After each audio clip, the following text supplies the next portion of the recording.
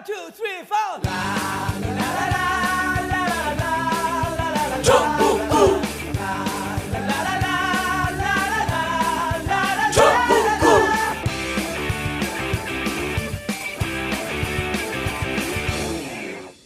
단 하나의 정통 정치 팟캐스트 정봉주의 정국구 시작하겠습니다.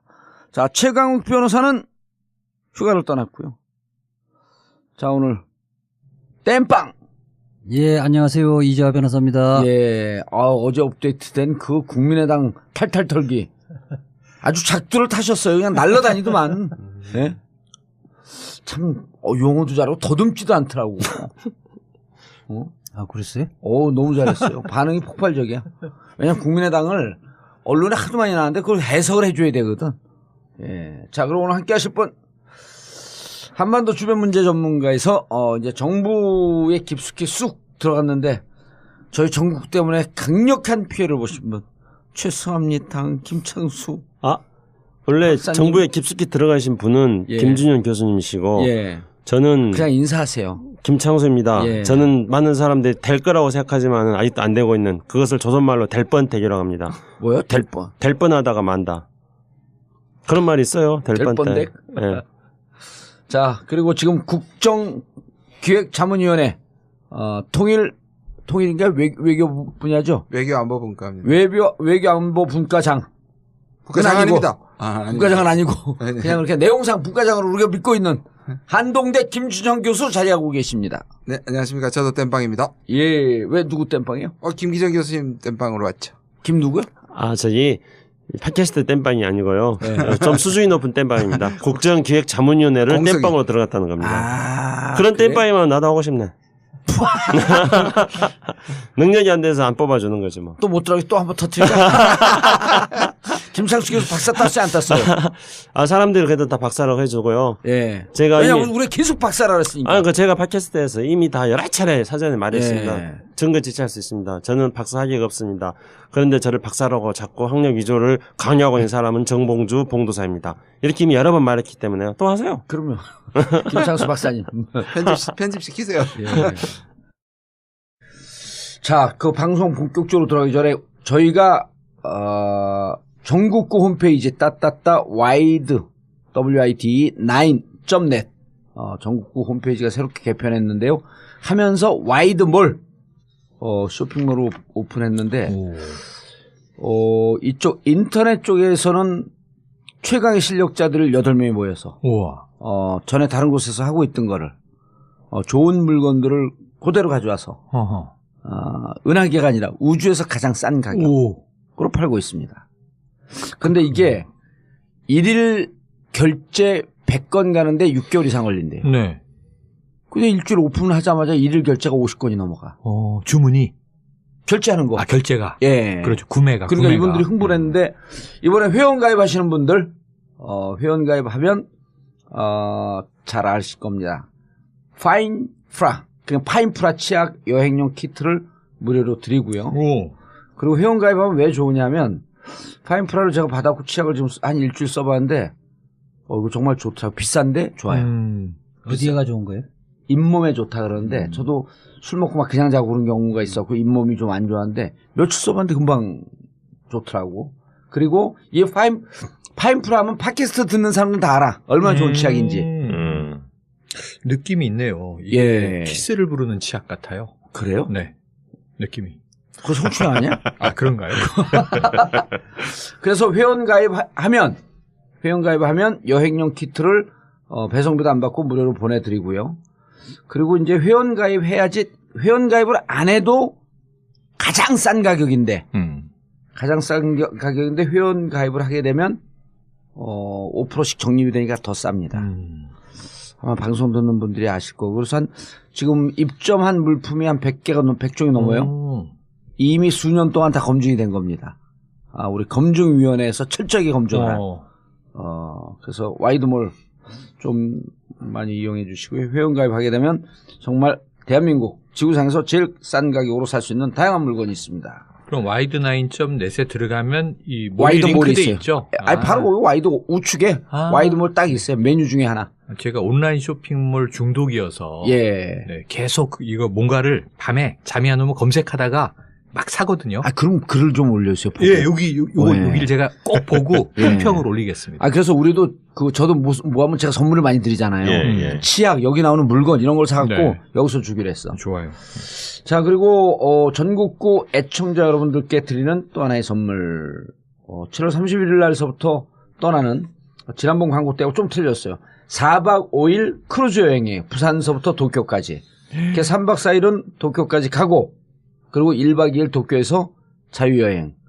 원래 이게 판매되는 가격이 159만 원인데 전국구 애청자, 전국구를 통해서 와이드9.net을 통해서 신청하게 되면 119만 원, 자그마치 40만 원을 싸게 여행을 갈 수 있습니다. 그리고 119만 원인데 나는 자유여행하기 힘들다 하시는 분들은 가이드도 함께하는 여행, 이건 129만 원짜리인데요. 자세한 내용은 와이드9.net 지금 신청하신 분들이 한 20명 가까이 됩니다. 지난번 첫 광고가 나간 것 같은데 많이들 해. 나이 드신 우리 어머니하고 형, 누나 제가 보내드리려고 이거 크루즈 가라 그랬더니 이렇게 얘기를 해요. 크루즈가 얼마나 큰 배인지 모르고 야 그 갑갑하게 배 안에 앉아있냐고. 이게 크루즈 여행은 배 안에서 먹는 모든 게 다 무료예요. 그 엄청 어르신들 그래서 좋아하는 여행. 그렇죠. 단체로 가면 그렇죠. 재밌죠. 예. 아니 그리고 이번에 뭐냐면 공연하는 팀이 공연도 하는군요. 공연하는 팀이 이름이 그러니까 제가 빠져. 포르테 디 꽈트로. 이번에 공연하는 팀이 JTBC 팬텀 싱어에서 우승한 팀. 오! 완전 좋아요. 포르테 디 꽈트로. 그 친구들 2회 공연합니다. 뮤지컬 스코드를 쫙 불러주겠네요. 너무 멋있겠다. JTBC 팬텀싱어 우승팀. 네. 포르테 디 꽈트로. 4명이에요. 4명이죠, 4명. 원래 4명. 아시죠? 이분들? 알죠. 전 2% 20대 때 제일 광팬이에요. 핫해요. 문화를 모르니까 그냥 목만 잡고 있네. 핫해. 잘 몰라. 어떡해요. 예. 그래서, 크루즈 여행 7월 31일서부터 4박 5일 여행입니다. 자, 광고 듣고. 아직도 방충망 없는 폴딩 도어를 사용하고 계신가요? 폴딩 도어엔 방충망 설치가 어렵다고 생각하셨다고요? CN월 주름 방충망만 있으면 고민할 필요가 없습니다. 방충뿐만 아니라 사생활보호, 자외선 차단까지. 국내 최초 최대 높이 3m, 너비 10m까지 시공 가능한 CN월 주름 방충망. 폴딩 도어뿐만 아니라 현관, 썬룸 등 원하는 장소에 설치할 수 있습니다. 돌돌 말려 들어가는 자동 방충망이 아닌 원하는 위치까지 열고 닫을 수 있는 수동 방충망이라서 내구성이 좋을 뿐만 아니라 우리 아이들에게도 안전한 CN월 주름 방충망입니다. 더 자세한 내용을 알고 싶으시다면 1661-1142로 전화 주십시오.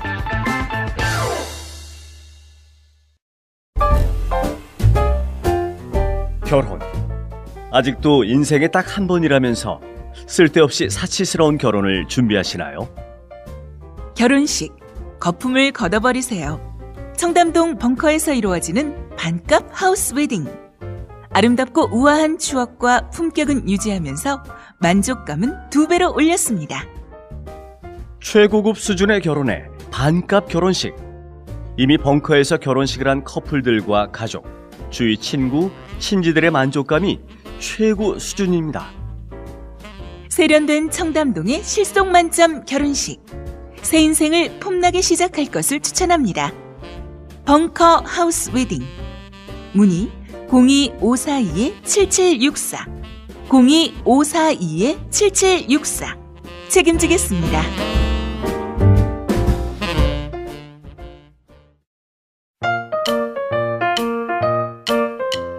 보험 모두 다 가입하고 계시죠? 그런데 잘 계산해 보셨나요? 아마 그렇지 않았을 겁니다. 하지만 따져보세요. 조금만 따져보면 훨씬 큰 도움이 됩니다. 정봉주의 전국구가 신뢰하는 마이보험 체크. 이미 가입한 보험이나 신규 보험도 가장 좋은 조건을 체크해서 찾아드립니다. 인터넷에서 마이보험 체크를 검색하세요. 전화 문의는 1800-7917 1800-7917 마이보험 체크. 간단하지만 재테크의 첫걸음입니다.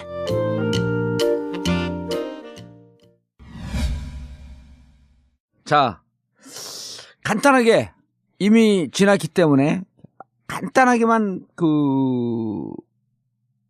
방미 성과를 향후에 그 남북 관계를 중심으로 조금만 정리를 해주시고요. 주도권을 남북 문제에서 주도권을 확보했다. 이거를 늘 정치를 접하는 분들은 쉽게 알지만 이게 어떤 강력한 의미가 있는지.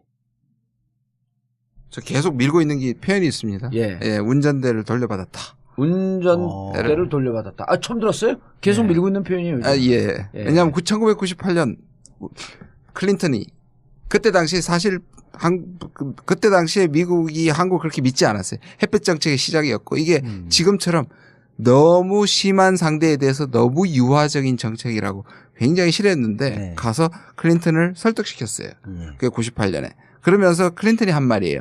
한국이 운전석에 앉아라. 우리는 조수석에 앉겠다. 이렇게 얘기를 했습니다. 그런데 저걸 또 다 이명박, 박근혜는 다 9년 동안. 9년 동안 다 그걸 또 그 디테일하게 정리해 줘야 돼요.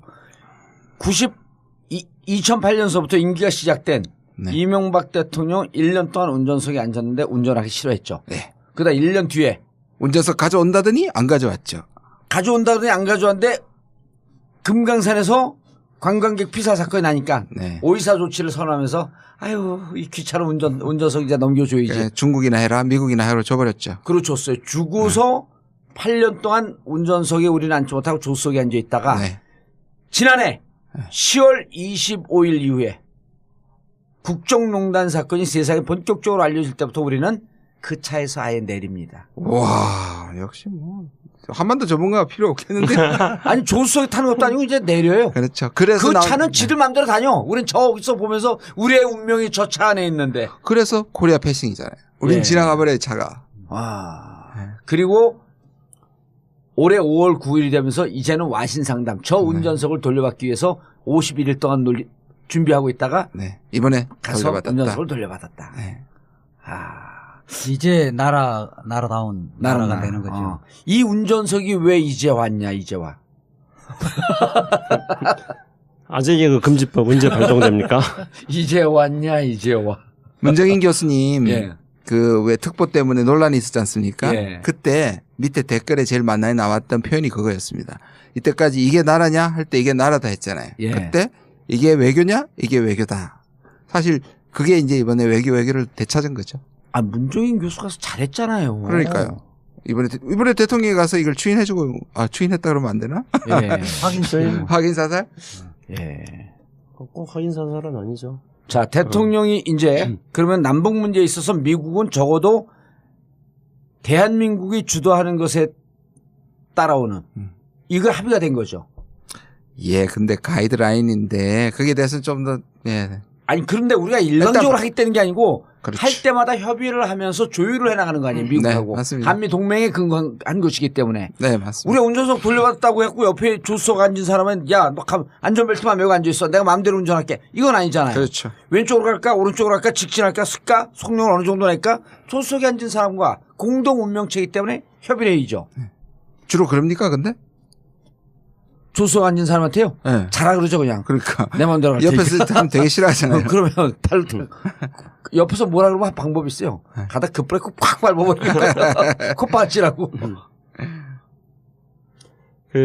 저는 촛불혁명에 의해서 태어난 문재인 정부가 이것을 대외적으로 확장시켜서 외교 리더십이 무엇인가를 보여준 한미 정상회담이었다 이렇게 생각합니다. 그러면은 그거를 제가 나름대로 정리해 보면은 일단은 문재인식 그 외교 리더십은 세 가지로 요약할 수 있다고 생각합니다. 그래서 첫 번째는 그 까다로운 상대라고 할 수 있는 스스로 또 협상의 달인이라고 하는 트럼프 대통령을 상대로 해서 우리 지난번에 한미 정상회담 예측할 때 김준영 교수님의 말씀을 문재인 대통령이 잘 들으신 모양입니다. 그래서 트럼프 띄워주기, 트럼프 칭찬하기 이렇게 해가지고 그 얘기를 계속했죠. 예. 칭찬해라. 그래서 이번에 이제 사실상 립 서비스를 굉장히 많이 해주셨습니다. 그래서 공동 성명 발표문도 보면은 과거 정부가 했던 그런 어떤 워딩들도 크게 바꾸지 않고 그대로 써가면서 예. 트럼프 대통령을 안심시키고 또 더 나아가서 트럼프 대통령이 북핵 문제를 해결하면은 위대한 대통령이 될 거라고 우리 김준현 교수님 했던 워딩을 그대로 빌려가면서 예, 트럼프 대통령을 띄워주기 칭찬하기로 했습니다. 이번에 메시지 팀 합류했었나요? 아니 예. 메시지 팀 이 방송을 들은 것 같아요. 예, 그래서 칭찬은 고래도 춤추게 하는데 칭찬은 트럼프도 기분 좋게 만든다. 아. 예, 그래서 이제 문재인식 그 트럼프를 상대로 한 어떤 칭찬 외교. 칭찬 예. 외교. 예. 그게 이제 문재인 리더십, 외교 리더십이 하나가 이번에 드러났고요. 두 번째로는 칭찬 외교. 예, 두 번째로는 이제 외곽에서부터 내부로 또 우리 이 봉도사님 표현대로 하신다면은 한반도 주변 문제에서부터 한반도 핵심 문제로 접근해오는. 그래서 미국을 가가지고 한반도 주변 정세를 미국 대통령과 쭉 이야기해서 포석을 깔고 그 다음에 한반도 핵심 문제로 접근하겠다. 그건 결국은 북핵 문제하고 남북 대화인데 바로 트럼프 대통령하고의 대화를 통해서 주변국 외교를 바탕으로 해서 북한과의 어떤 상대를 할 때 우리가 운전석이 않겠다, 주도하겠다 이런 한반도 핵심 문제에 대한 비전으로 접근했다. 주변에서 핵심으로 이게 이제 두 번째라고 할 수 있겠습니다. 세 번째로는 이것을 이제 세계로 확산시키고 실천하기 위한 프로그램을 지금 만들고 있다. 아하. 그래서 이제 세계로 확산시킨다는 거는 이 이후에 이제 지금 우리 대통령께서 이제 유럽의 G20도 가실 거고 또 9월 달에 유엔 총회도 가실 거고 이렇게 해서 이제 다자 무대로 한반도 문제와 그다음에 한미 정상회담의 성과를 가지고 다자 무대로 우리의 어떤 정책들을 확산시켜 나가고 그렇게 함으로써 남북 관계라든가 한반도의 안정을 가져올 수 있는 실천적인 어떤 프로젝트를 가동시키겠다. 다자 무대로 이제 확산된다. 네. 그런 것들은 이번 한미 정상회담을 통해서 우리가 문재인의 이른바 그 촛불혁명으로 탄생한 문재인 정부가 과거와 다른 새로운 외교 리더십을 그런 차원에서 보여줬다고 생각합니다. 예. 자, 그러면 우려되는 바가 있잖아요. 이러이러한 지뢰가 있겠다. 네. 그렇죠? 네. 이 지뢰밭을 잘 피해간다. 네. 그런데 제가 전에 그 방송하다가 그 농담으로 막 그 DMZ 여행하면서 목함지뢰 얘기 실수한 게 있는데 편집하라고 그러고 편집을 안 하고 그냥 나갔어요, 그게. 이런. 예. 그래서 방송을 들은 분들께 저희가 원래 그 재밌게 하려고 농담도 하고 그러다가 그걸 다 편집을 해서 보내는데 편집 실수로 그냥 나갔어요. 그건 다 이제 저의 불찰입니다. 방송 들으신 분들 댓글 엄청 달았대요. 이게 지금 정신줄 나간 얘기 아니냐. 이 방송을 비로소 이제서야 사과를 드립니다. 정말 큰 실수를 했는데 그래도 또 그거를 애정 섞인 거를 이렇게 문자를 보내주시고 그러더라고. 그런 실수하지 않겠습니다. 그런 실수하면 이제 앞으로 방송을 하야 하겠습니다. 예. 예. 뭐 몇 가지 이제 우려점이 있는데요. 그래서 제가 이걸 보면서 두 가지 생각이 났어요. 이 차는 가져왔는데 운전하는 차는 운전을 우리가 하는데 이 운전하는 게 트랙 안에 우리 범퍼카 이렇게 놀이동산 가면 범퍼카가 있지 않습니까? 요 트랙을 딱 미국이 그때 바운드를 설정해놓고 거기서 네가 한번 해봐. 라는 부분이 좀 들어있어요. 예. 몇 가지 부분이 있는데 첫 번째는 미국은 제재와 압박을 다 하고 나서 나중에 대화하는 거잖아요. maximum pressure. 그런데 and secondly 그다음 engagement. 근데 우리는 그리고 제재를 굉장히 강조했단 말이에요. 예. 그 제재 국면에서 우리가 섣불리 대화를 하게 되면 미국의 전체 구도가 깨지게 되거든요. 만약 우리가 그렇게 됐을 때 물론 아까 공조하고 협조하면 되지만 만약에 그걸 우리가 조금이라도 앞서가면 너 여기까지 라는 담을 벗어나려고 하면 그렇죠. 야, 담 쳐놨잖아. 네. 담 안에서 놀라고 애들이 이런 게 미국이 할 수 있다. 네. 그럼 내가 왜 애들이냐. 우리는 한반도의 주도권을 갖고 있다. 이 담을 넘어가야 되겠다. 라고 할 때는 미국을 완전히 설득할 만한 카드를 주면서 나가야 되는 거죠. 네. 근데 지금 바운드리에 쳐 있다. 네. 그리고 또 하나는 바로 제가 제일 찝찝하게 생각하는 바로 한미일 군사협력입니다. 한미 정상회담을 하면서 왜 일본을 집어넣었을까? 저는 이게 트럼프의 생각보다는 상당히 군부의 생각이 들어갔다고 생각을 합니다. 우리가 자주 이 얘기를 했듯이 미국은 자기들의 위상이 약해지는 아시아에서 일본과 한국을 붙어서 그 누구를 노리느냐. 북한이기도 하겠지만 겉으로 나온 건 북한에 대한 공조입니다. 북핵 문제에 대한. 네. 그러나 아베가 지금 하고 있는 이런 재무장 같은 건 보면 결국 대중봉쇄다. 그렇게 되면 과연 지금 사드 문제도 배치 포기 안 한 것이라고 굉장히 많은 사람들을 설득시켰는데 여기에다 한미일 군사협력까지 만약 하게 된다면 저는 문재인 정부한테 미국의 군부가 이런 시그널을 보내는 거라고 생각할 수 있습니다. 뭐냐? 다시 일본하고 사이 나빠지지 마라. 아하. 적어도 대북 문제에 있어서 한미일 사이가 좋아야 된다. 이렇게 얘기하는 거죠. 그동안에 한일 관계가 굉장히 나빠서 미국의 동맹이 구축하는데 굉장히 방해가 됐고 예. 그것이 위안부 협상으로 갔지 않습니까? 그렇죠. 그런 데 대한 뭔가의 그 주춧돌이라 그럴까요? 경계선이라 그럴까요? 그런 것들 미국이 상당히 뒀다. 또 하나 걱정, 세 번째 걱정이 이제 예. 마지막인데요. 바로 시진핑한테 한 두세 달 줬었지 않습니까? 뭐라 그랬냐면 중국이 해라. 북한 문제 더 압박하고. 근데 못하면 내가 나선다. 근데 이게 혹시 한국 정부에게 이렇게 주고 나서 아주 길게 참지 않고 해반에 안 되지? 그러면 내가 들어간다. 이렇게 나올까봐 좀 우려되는 부분이 있긴 합니다. 저는 궁금한 게 네. 예, 지금까지 9년 동안 이 남북 문제의 주도권을 그 대한민국 대통령이 주지 않았잖아요. 예. 이번에 뭐 지금 그 미국에 가서 쉽게 그렇게 내놓았을 것 같지는 않거든요. 왜냐하면 뭐 쉽게 내놓을 문제가 아니잖아요. 지금까지 쭉 그 미국에서 한반도의 전략이라는 게 그렇지 않았었는데 예. 쉽게 내놓은 말하면 주도권을 인정한 이유가 뭐라고 생각해요? 근데 이게 좀 정확하게 성명도 분석하고 그래야지 저는 우리 이재열 변호사님 말씀에 답변을 드릴 수 있으려고 봅니다. 우선은 그럼 본인은 성명서 정확히 분석했다는 거예요? 은연중에 제가 자기 깔때기를 슬쩍 깔았는데 역시 눈치 빠른 깔때기 대가들은 또 금방 눈치를 챕니다. 그런데 이제 다른 사람도 분석이 안 되고 자기는 됐다는 거예요. 제가 그래서 열심히 했는데 주도권을 주는 건 어떤 거냐면은 한반도 평화 통일 기반 조성에 대해서 한국이 주도적인 역할을 한다 이렇게 되어 있습니다. 근데 이거는 그냥 뭐라고 할 수 있냐면은 역대 미국 정부가 늘 그랬어요. 한반도 평화 통일에 대해서 한국 정부가 주도권을 가진다 이 말에 대해서 부정하지를 않았습니다.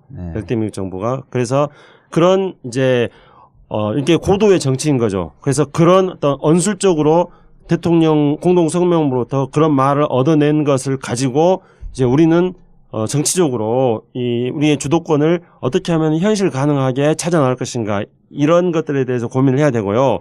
그리고 이제 이번에 중요한 거는 한반도 평화 통일의 조성 문제 기반 조성이라는 것은 그냥 남북 관계 이런 것뿐만이 아니라 북한 핵 문제와 미사일 문제까지가 다 포함되어 있는 문제입니다. 그런데 북한 핵 문제에 대해서는 한국이 주도권을 가져라 이렇게 해본 적이 없어요. 근데 지금 그동안에 언론에서 마치 북한 핵 문제까지도 한국이 주도권을 가진다 이렇게 지금 해석을 하고 있습니다만은 북한 핵 문제는 기본적으로 미국의 기본 정책인 북한에 대한 압박을 지금 강화하고 국제사회와 제재를 하는데 한국도 참여한다는 겁니다. 그러면 여기서 이제 가장 주목해서 봐야 될 거는 이런 조건 하에서도 김지훈 교수님께서 말씀하셨던 바로 이런 게 이제 한미 간에 앞으로 불일치가 나타날 수 있는 첫 번째 그 걱정사항, 우려사항인데요. 가기 전에 네. 지금까지 뭐 그 남북 평화통일 환경 조성에 한국이 주도권 역할을 하겠다는 이야기는 그전 정부에서 나오지 않았잖아요. 그것이 대한민국의 대통령이 그러한 주장을 우리가 주도적으로 풀어보겠다고 주장을 하지 않아서 그런 건지 주장을 했음에도 불구하고 안 준 건지 미국에서 주지 않았던 것을 이번에 좀 쟁취해온 의미가 있는 건지.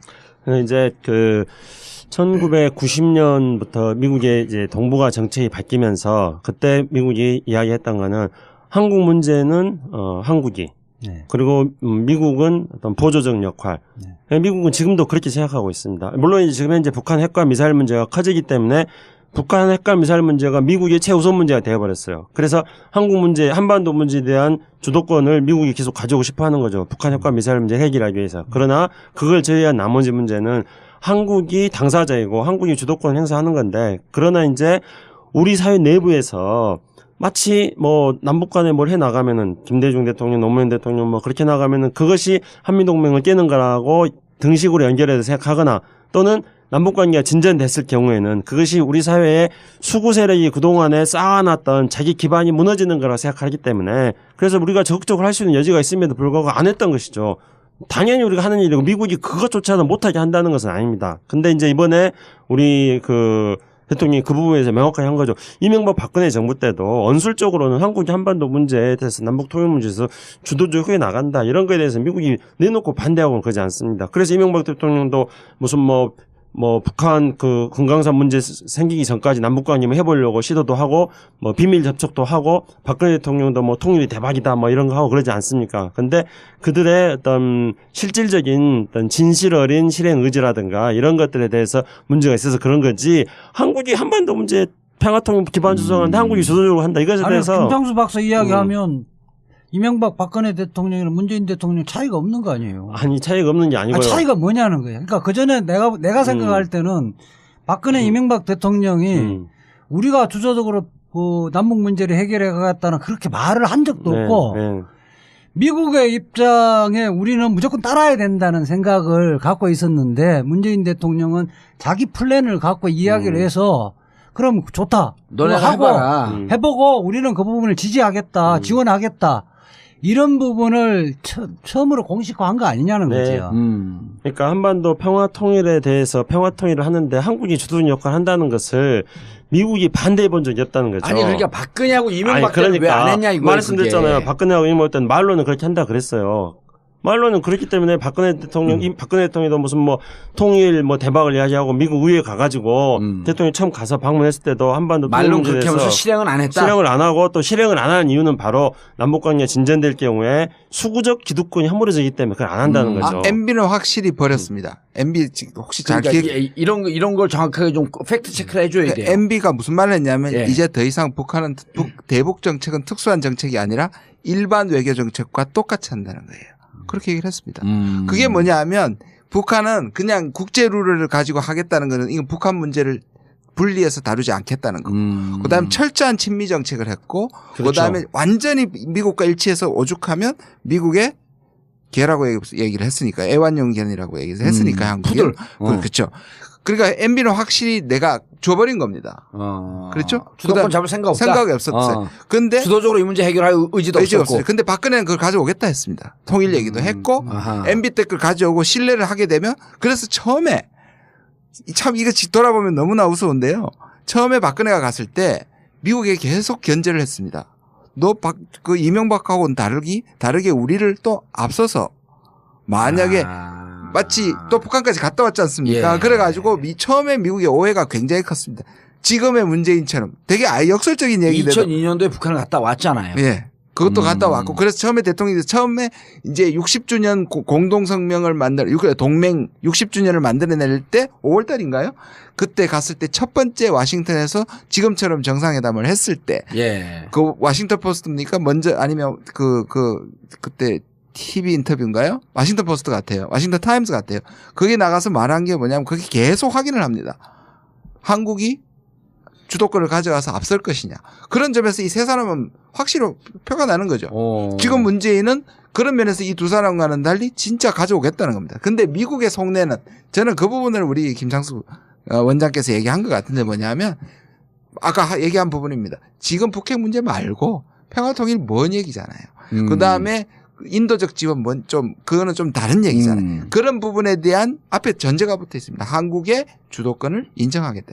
근데 이게 나중에 이제 문제가 좀 생길 수 있는 소지가 있다고 보여집니다. 그러니까 앞에서 북핵 문제에 대해서 압박하고 막 제재하고 이런 거 연락 이야기해 놓고 맞습니다. 그 다음에 이제 평화통일 여건 조성에 대해서 한국의 주도권 이렇게 얘기하고 있는 거기 때문에 미국은 평화통일 주도권이라는 건 한 번도 부정한 적이 없다 이런 거예요. 물론 이명박 박근혜 정부와 문재인 정부가 그 점에 차별성이 있고 미국이 그렇다 하더라도 우리가 그거를 명확하게 명시하고 한국이 주도적으로 하겠다는 의지를 또 밝힌 점에서는 차이점이 있는데요. 그렇다면 여기서 본질적인 거는 미국하고의 우려가 되는 것에 대해서 북한에 대해서 압박을 하는 상태에서 어떻게 대화를 할 것인가 하는 문제잖아요. 예, 그 문제죠. 평화통일 기반 조성 두 개가 동시바퀴로 갈 수 없는 거죠. 그래서 아까 뭐 선 압박 후 관여 뭐 미국 정책이 그렇다고 했는데 거기서 이제 우리가 주목해서 봐야 될 게 이번에 이제 트럼프 대통령이 항상 말했던 게 적절한 조건에서 대화를 하겠다 이렇게 말했거든요. 근데 그때 트럼프 대통령이 그동안에 말했던 적절한 조건이라는 거는 under right condition이었어요.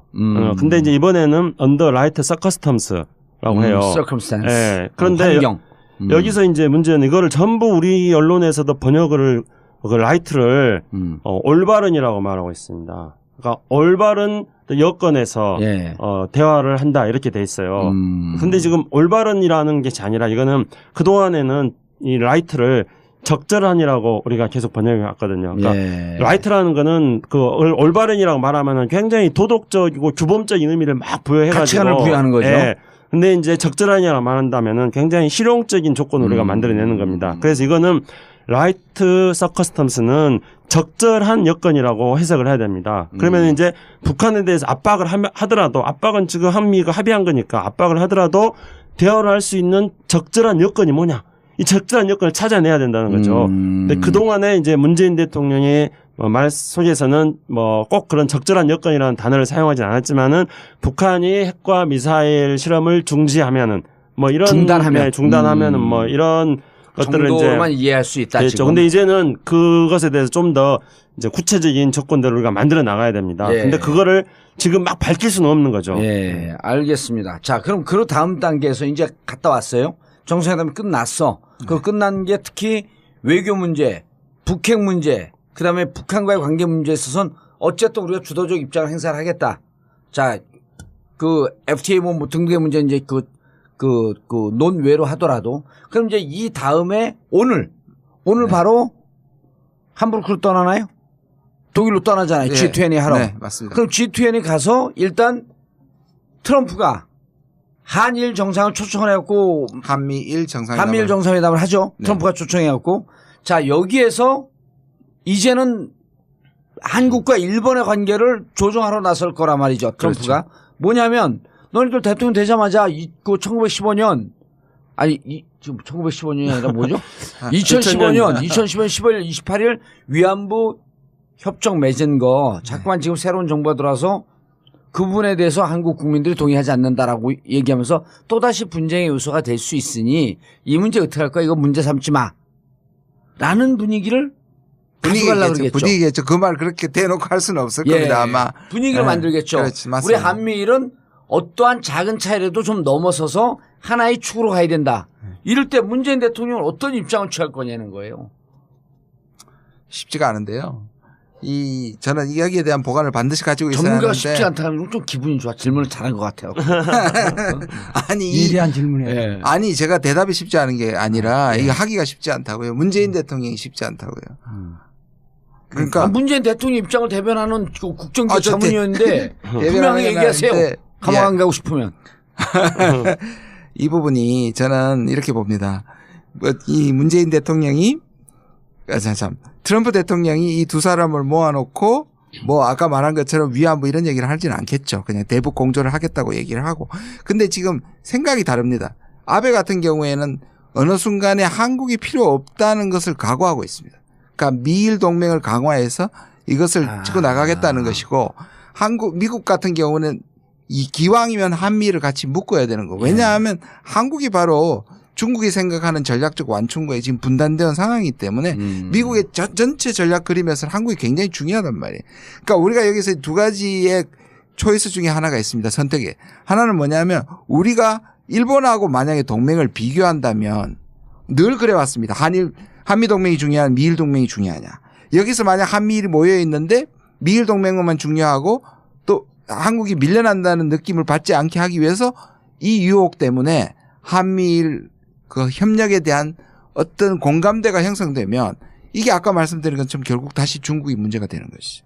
그래서 제가 어렵다는 것이죠. 어려운데 그럼 네. 어떻게 어렵다고 미화하면 안 되고 그렇지. 그런데 이제 이 문제를 대해서 어. 문재인 대통령은 뭐 말씀을 하셔야 될 거 아니에요. 거기 가서 이거를 이제 이렇게 분석해 볼 수 있는데요. 2015년 3월 형국하고 비슷하게 됩니다. 주변 자꾸 주변 이야기 아니, 많이 가만히 좀 핵심을 있어보세요. 핵심을 말할 테니 가만히 있어보세요. 2015년 3월 달에, 미국 오바마 대통령이 네덜란드에 한국과 일본을 불러요. 박근혜 대통령하고, 그렇죠. 그 다음에 일본의 아베 총리를 부릅니다. 그렇게 하죠. 거기서 한미일 정상회담을 해요.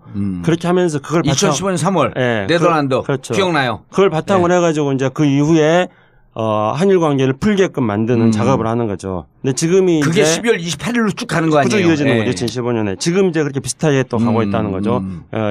G20에 가가지고 트럼프 대통령이 주관을 해가지고 한미일 정상회담을 하려고 하는 게 그 판의 재현일 수가 있다는 겁니다. 그렇기 때문에 이제 김주현 교수 염려를 하신 건데 일단은 제가 생각할 때는 거기에 대해서 우리 대일 관계 전략이 뭐냐 저는 딱 세 가지 원칙을 세워야 된다고 생각합니다. 첫째 이제 현재 가장 현안 문제가 일본군 위안부 문제 아닙니까? 예. 그러면은 이 일본군 위안부 문제에 대해서는 지금까지 문재인 대통령이 했던 그 말씀 그대로 지키는 겁니다. 일본군 위안부 문제는 국민 다수가 동의하지 않고 있고 그 한일 위안부 그 합의에 대해서 예. 국민 다수가 동의하지 않고 있고 그리고 피해자들이 존재하는 문제이다. 그러니까 인권 문제에 있어서는 피해자들에 대해서 예. 가장 우선적으로 사고를 해야 된다. 예. 그걸 하나 해야 첫 되고요. 번째, 예. 두 번째로는 위안부 문제에 대해서. 이제 북핵 문제를 비롯한 군사 문제에 대해서 한미일이 북핵에 대한 억제 차원에서 협조를 해 나가지만은 그러나 일본은 우리의 영토에 대해서 도발을 하려고 하는 세력이다. 독도 문제. 그렇기 때문에 일본이 우리 영토를 도발하고 있다는 것들에 대한 우리는 경각심을 잃을 수 없다. 그러니까 군사 문제에 대해서는 조건을 걸어야 되는 거죠. 경각심을 버릴 수 없다. 네. 그다음에 세 번째로는 너네 그 도발하지 마라. 그렇죠. 이런 얘기죠. 네. 세 번째로는 이제 경제와 문화 분야에 있어서는 우리는 일본과 협력해 나갈 수 있다. 그렇게 해가지고 일본 문제에 대해서 트럼프 대통령이 가지고 있는 구상에 대해서 우리는 이러한 전략으로 접근해야 된다고 생각합니다. 왜냐하면 이게 이번에 독일 그 G20 정상회에서 네. 이제 선언을 하면 우리 입장이 나오는데 네. 김창수 박사 이렇게 얘기하잖아요. 네. 그럼 청와대에서 이거 팟캐스트를 들어요. 그리고 유사하게 나올 테니까 두고 보시라고. 이게 왜냐면 나는 아까 2015년 예. 그 3월 정상회담 얘기하지 말라는데 그건 이재하 변호사가 사과해야 돼요. 역사를 잊은 민족에게 미래는 없어요. 그러면 그리고 2015년 3월에 정상회담 하고 난 다음에 그해 8월 15일 날 박근혜 대통령의 대일 자세가 급격하게 유화적으로 바뀝니다. 네.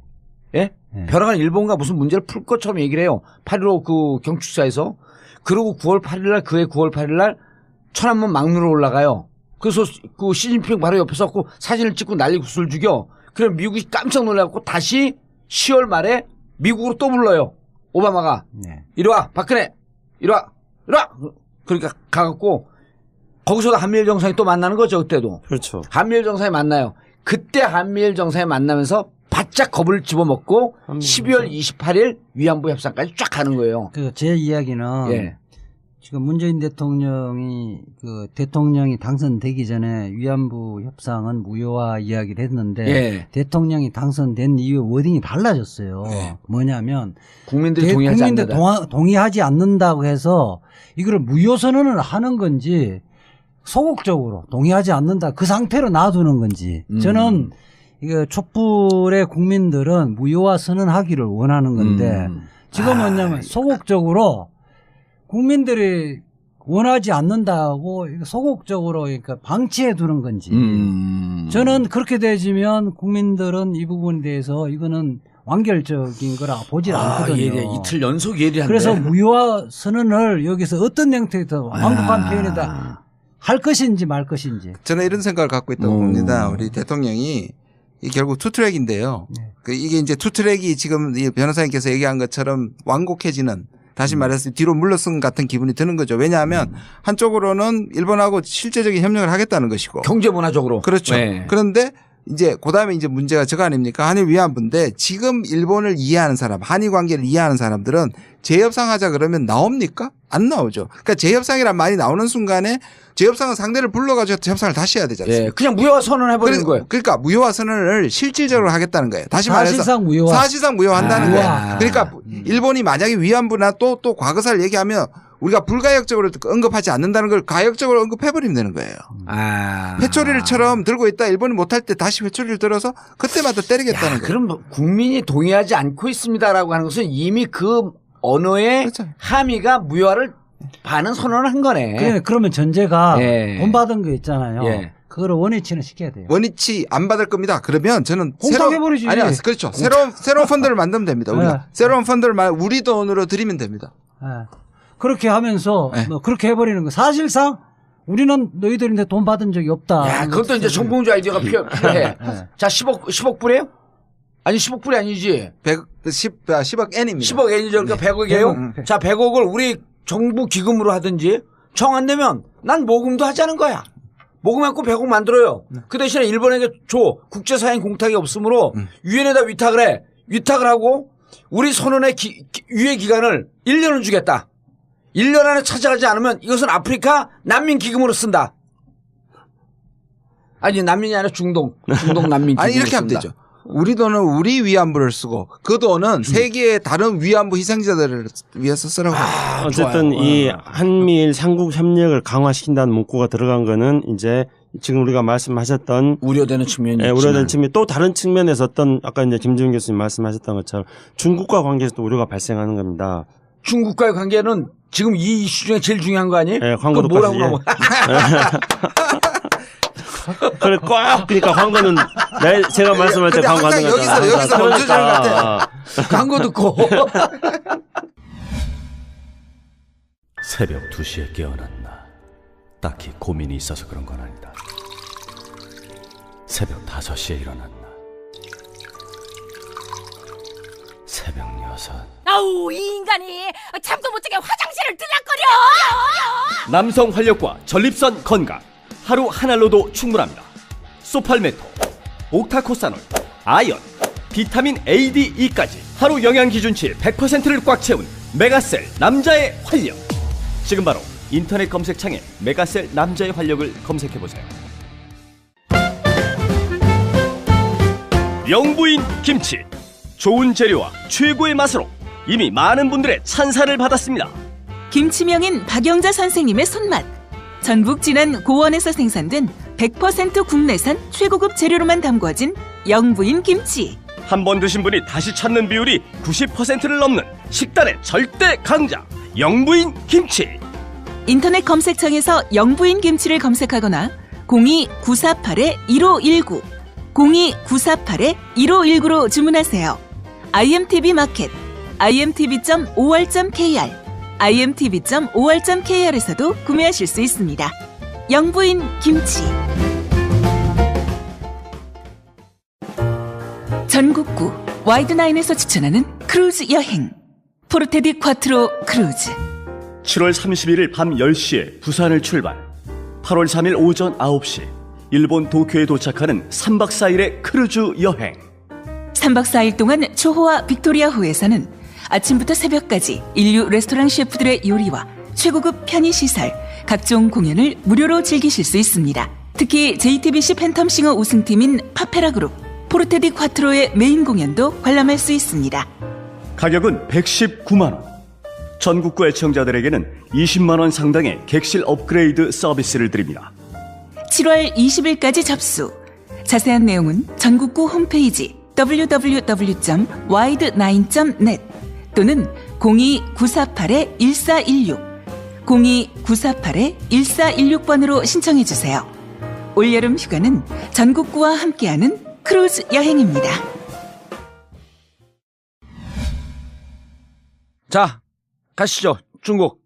결국은 이제 한미일 삼각관계를 강화하겠다는 것하고 우리가 또 다른 측면으로 봐야 될 거는 한미 정상회담 끝나자마자 미국이 트럼프 대통령이 대만에 대한 미국의 무기 수출을 승인을 했습니다. 예, 14억 불. 예, 그리고 그 무기는 주로 이제 레이더 체계가 이제 중심인 걸로. 14억 불에 140억 불. 14억 불. 예. 그러면 이거는 한미일 삼각 협력을 통해 가지고 중국이 가장 걱정하는 이른바 이제 중국 압박 정책을 하고 그리고 대만에 대한 대만의 레이더 체제를 새롭게 개선하는 데 드는 미국의 무기 수출을 승인함으로써 또 대만과 중국의 관계에서 중국이 가장 전통적으로 강하게 생각하는 하나의 중국 원칙을 살짝 흔드는 그런 조치를 지금 취하고 있는 겁니다. 그러니까 미국 그 14억 불 판 거는 중국 입장에서 철저히 중국 입장에서 보면 한국에 있는 엑스밴드 레이더는 동북 삼성을 다 들여다보고 대만에 있는 새로 들어가는 레이더는 베이징을 들여다보는 두 개의 레이더로 중국 전용을 들여다보겠다는 거 아니에요? 중국 입장에서 보는 거예요. 그렇죠. 이렇게 의심해도 합리적 의심이지.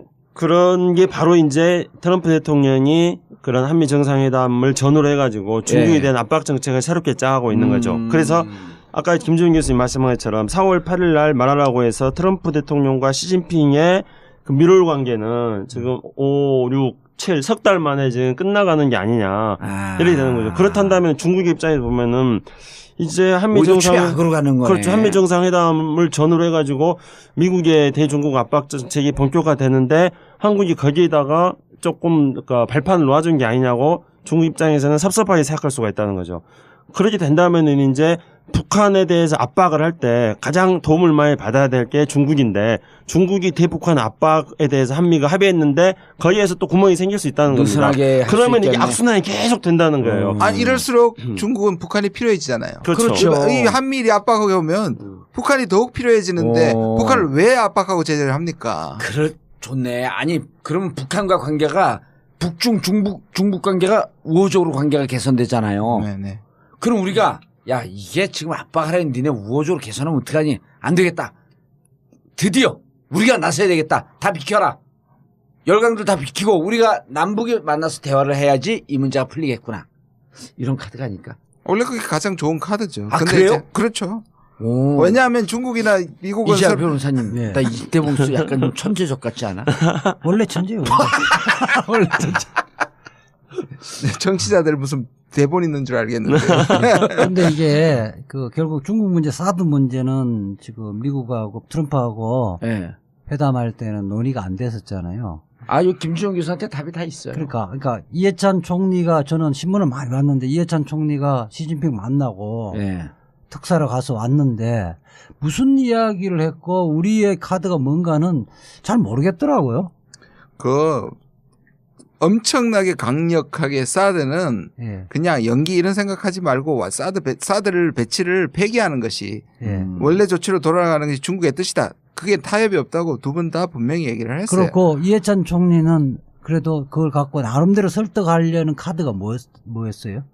전 총리가. 그러니까 이게 이제 우리 두 개의 동결 아까 말씀한 두 개의 동결이에요. 그러니까 핵 동결을 통해서 핵 폐기로 가듯이 이 사드 배치의 동결이죠 일종의. 그것을 우리가 내부적으로 우리가 민주적인 절차를 통해서 하게 되면 주도권이 우리에게 넘어오게 되고 그다음에 국민이 지지를 하게 되니까 이건 주권 문제. 이번에 미국 가서는 이건 주권 문제다. 중국이 우리한테 제재하면 안 된다는 걸 분명히 얘기했잖아요. 예. 그걸 거꾸로 생각하면 아마 그 얘기를 갈 거예요. 이게 중국을 기분 나쁘게 하는 게 아니라 이거는 결국 동결시키고 이걸 우리가 여기에 들어갈 수 있는 개입할 수 있는 여지가 있다. 일단 밀어놓고 그러나 중국이 제재를 멈춰줘야지. 우리가 중국이 이 부분에 아까 예를 들자면 이런 거죠. 중국이 싫어하는 다시 말해서 이 사드가 중국을 쳐다보는 걸 싫어한다면 그러면 중국이 이것을 업적으로 한 번씩 들어와서 살핀다든지 이런 것들이 이제 전략 대화를 해야겠죠. 한국하고 중국하고 미국하고 중국하고 한미 중이. 아니 김 교수님 얘기가 뚱뚱뚱뚱 뛰어가갖고 이해가 좀 어려운 측면이 있는데 이런 거예요. 자 지금 미국에게 이게 주권의 문제다라고 하는 것을 민주주의 문제로 접근했단 말이에요. 그렇죠. 민주주의는 절차의 정당성, 즉 기존 우리 국방 세력들이 꼼수를 피워서 간이 영향평가로 넘어갔는데 우리는 다시 전략 영향평가, 즉 1년 동안 이것을 영향평가하는 이 과정을 가겠다라고 하면서 미국이 어쨌든 동의를 한 거란 말이에요. 이 부분에 그렇죠. 대해서. 네네. 자 그럼 1년의 시간을 벌었어요. 1년의 시간을 벌고 중국에게는 이렇게 시간을 벌지 않았냐. 당장 사드 가동되지 않는다. 자 반입 배치 가동 아니냐. 가동 안 된다. 그럼 너희들이 지금 우리를 제지하는 것이 옳지 않고 우리 1년 한 다음에 정말 문제가 있으면 동결과 지연으로 갈 것이고 만약에 이것이 가동이 되는 상황이 되면 그때는 당신들이 우려하는 대북용이 아니라 대중용이라고 하는 의구심이 있으면 옵저버로 하든 이 부분은 미국과 충분히 협상할 수 있는 길을 우리가 열어놓겠다. 그리고 그 중간에 만약에 남북 관계가 좋아진다. 그다음에 굉장히 당장이 필요 없어질 정도로 좋아지지는 않더라도 원인이 감소되니까 이 사드 배치의 원래 정당성이 적어지니까 또 이 부분도 또 타협의 여지가 생기는 거고 또 하나는 이런 부분이 그게 이제 2단계로 볼 수 있는 거고 또 세 번째 세 번째 방법이 뭐냐 하면 이 사드 배치하고 운용하는 것을 우리한테 달라 또는 우리가 참여하게 해달라. 대한민국이 그러니까 그게 가능할까요? 안 해줄 겁니다. 처음에는. 저는 국민들 대신해서 질문을 던지고 의구심에 대해서 좀 물어볼 텐데요. 문재인 대통령은 이게 사드가 폭핵 문제를 해결하기 위한 거라면 우선 우리가 필요해야 된다. 또 우리 국민들이 동의해야 된다. 이것이 이제 첫 번째죠. 조건이잖아요. 그 첫 번째죠. 그런데 지금 많은 중국도 그렇고 우리 상당수 국민들도 이거 미국이 원해서 여기 갖다 놓는 거 아니냐 이런 의구심이 있는 거거든요. 그렇죠. 미국도 그렇게 얘기했죠. 네. 주한미군 지키기 위해서 갖다 놓은 거다 이거는. 아니 근데 박근혜 정부는 그렇게 얘기 안 했죠. 우리 국민이라고 처음부터 그렇게 얘기했기 때문에 이게 안 맞아가는 거예요. 그래. 그것도 이제 교통 정리할 필요가 있네. 그렇죠. 지금 정확하게 미군 뭐라고 얘기하고 있어요? 한국과 미군. 한국과 미군. 예. 조금 문재인 정부는 그렇게 해서 국민들이 예. 우리 대한민국을 지키기 위해서 필요하다고 인식을 해야 돼요. 공감대를 형성해야 그렇죠. 되고. 예. 그렇게 하기 위해서는 뭐 국민의 대표기관은 국회의 동의를 얻든 간에 아니면 국민의 대다수의 말하는 여론을 형성해야 되는 거고. 국회 비준 동의로 가야 그다음에 되겠죠. 또 하나는 이것이 북핵 문제를 해결하는데 필요하다는 것이 검증이 돼야 되는 거 아니에요? 검증. 검증이 안 되면 우리 전체 국민이 국민의당이 그게 되는 거예요. 검증이 되어지는 것은 또 하나는 중국을 설득을 할 수 있는 명분도 되는 거예요. 그렇죠. 검증하는데 이것은 실질적으로는 중국을 들여다보는 것이 아니라 북핵 문제 하는데 필요하구나. 중국도 이렇게 얘기했어요. 당신들은 믿는다. 검증하는데 중국에서 아까 네. 좀 업적을 해서 참여해서 이거 우리를 들여다본 거로 생각했는데 실질적으로 대부분은 북한을 용이구나. 그렇게 하면 제재할 필요가 없는 거잖아요. 그렇죠. 그 네. 절차를 갖고 가면서 전술적으로는 시간을 버는 거죠. 그러면서 남북 관계에 평화의 진전도 이런 거 하면서 주변 문제에서 그 관계도 좀 달라질 거 아니에요. 근데 지금까지 그런데 이재하 변호사는 질문한 척하면서 얘기를 하면서 자기 생각을 다 정리하고 있어 벌써. 그런데 저는 정리 잘 해주셨다 생각하는데요. 이게 이제 우리가 이 주제 자체가 사드 자체를 하는 건 아니기 때문에. 사드를 좀 정리해주고 넘어가요. 아닌데, 중국과의 관계. 중국의 우려이기 때문에. 그러니까 일단 좀 다시 좀 다른 말씀을 들으면서 들어와 본다면은, 그러니까 이게 이제 한미 정상회담이 우리가 고민해야 될 주제인데요. 우리나라 언론이라든가 이런 데서 이 문제에 대해서 이제 안 다루고 있어요. 그러니까 안 다루면서 주로 어떻게 다루냐면은 그 문재인 대통령의 방미에서 꼬투리 잡을 게 뭔가 이렇게만 다루거든요. 그걸 이미 넘어갔으니까 이제 앞으로 쭉 나가죠. 그러니까 우리는. 그런데 이제 국가적으로 본다면 현재 이 방미 이후에 이 한미일 삼각 협력 관계 강화하고 그다음에 사드 문제로 인해서 발생하는 한중 관계를 어떻게 풀어야 될 것인가가 그렇죠. 초미의 관심인데 결국은 이제 이재화 변호사님 말씀 잘했습니다만 저는 그냥 아주 그냥 심플하게 정리를 해서 우리에게 조금 더 많은 시간이 필요하다. 그리고 시간을 얻었다. 그리고 그 시간에 의해서 이제 단지 그냥 시간만 붙잡고 있자는 게 아니라 시간에 의해서 달라지게 되는 조건들을 우리가 이제 판단한다거나 그렇죠. 만들어 나간다거나 그렇게 필요하다고 생각합니다. 김지영 교수님 질문. 자, 우리 한 1년 반 정도 시간을 벌었어요. 네. 제가 보기에는 1년 반 정도. 그러니까 예를 들어서 지금 조소하면 지금서부터 적어도 내년 7월까지는 한 바퀴를 돌아야 돼요. 네네. 빨로도 내년 3월까지 한 바퀴 돌아야 돼요. 그리고 영향평가에 있어서 결함이 나타난다든지 하게 되면 이것을 보완하는데 또 걸리는 시간 6개월. 그러니까 1년 6개월 정도 시간을 벌었는데 이 시간 안에 저희는 첫 번째가 중국으로부터 이렇게 시간을 벌었으므로 너네가 지금 경제적 압박을 가한다든지 하는 것은 반중 감정을 조소하는 거고 문제를 푸는데 좋지 않다. 그러니까 일정 정도 완벽하게 풀지는 않는다고 할지라도 약 한 50-60%의 범위 내에서는 풀 필요가 있다. 라고 중국을 설득하고 동시에 자 너네가 북한을 압박을 하라고 미국에서 계속 그러는데 우리가 보기에는 압박만 갖고 안 되니 압박에 동의하면서 한국과 중국이 협력을 해서 북한을 대화의 장으로 끌어내기 위한 대화의 접촉을 하기 위해서 너희들이 우리를 협조해 줘라. 그렇죠. 북한과 대화하겠다.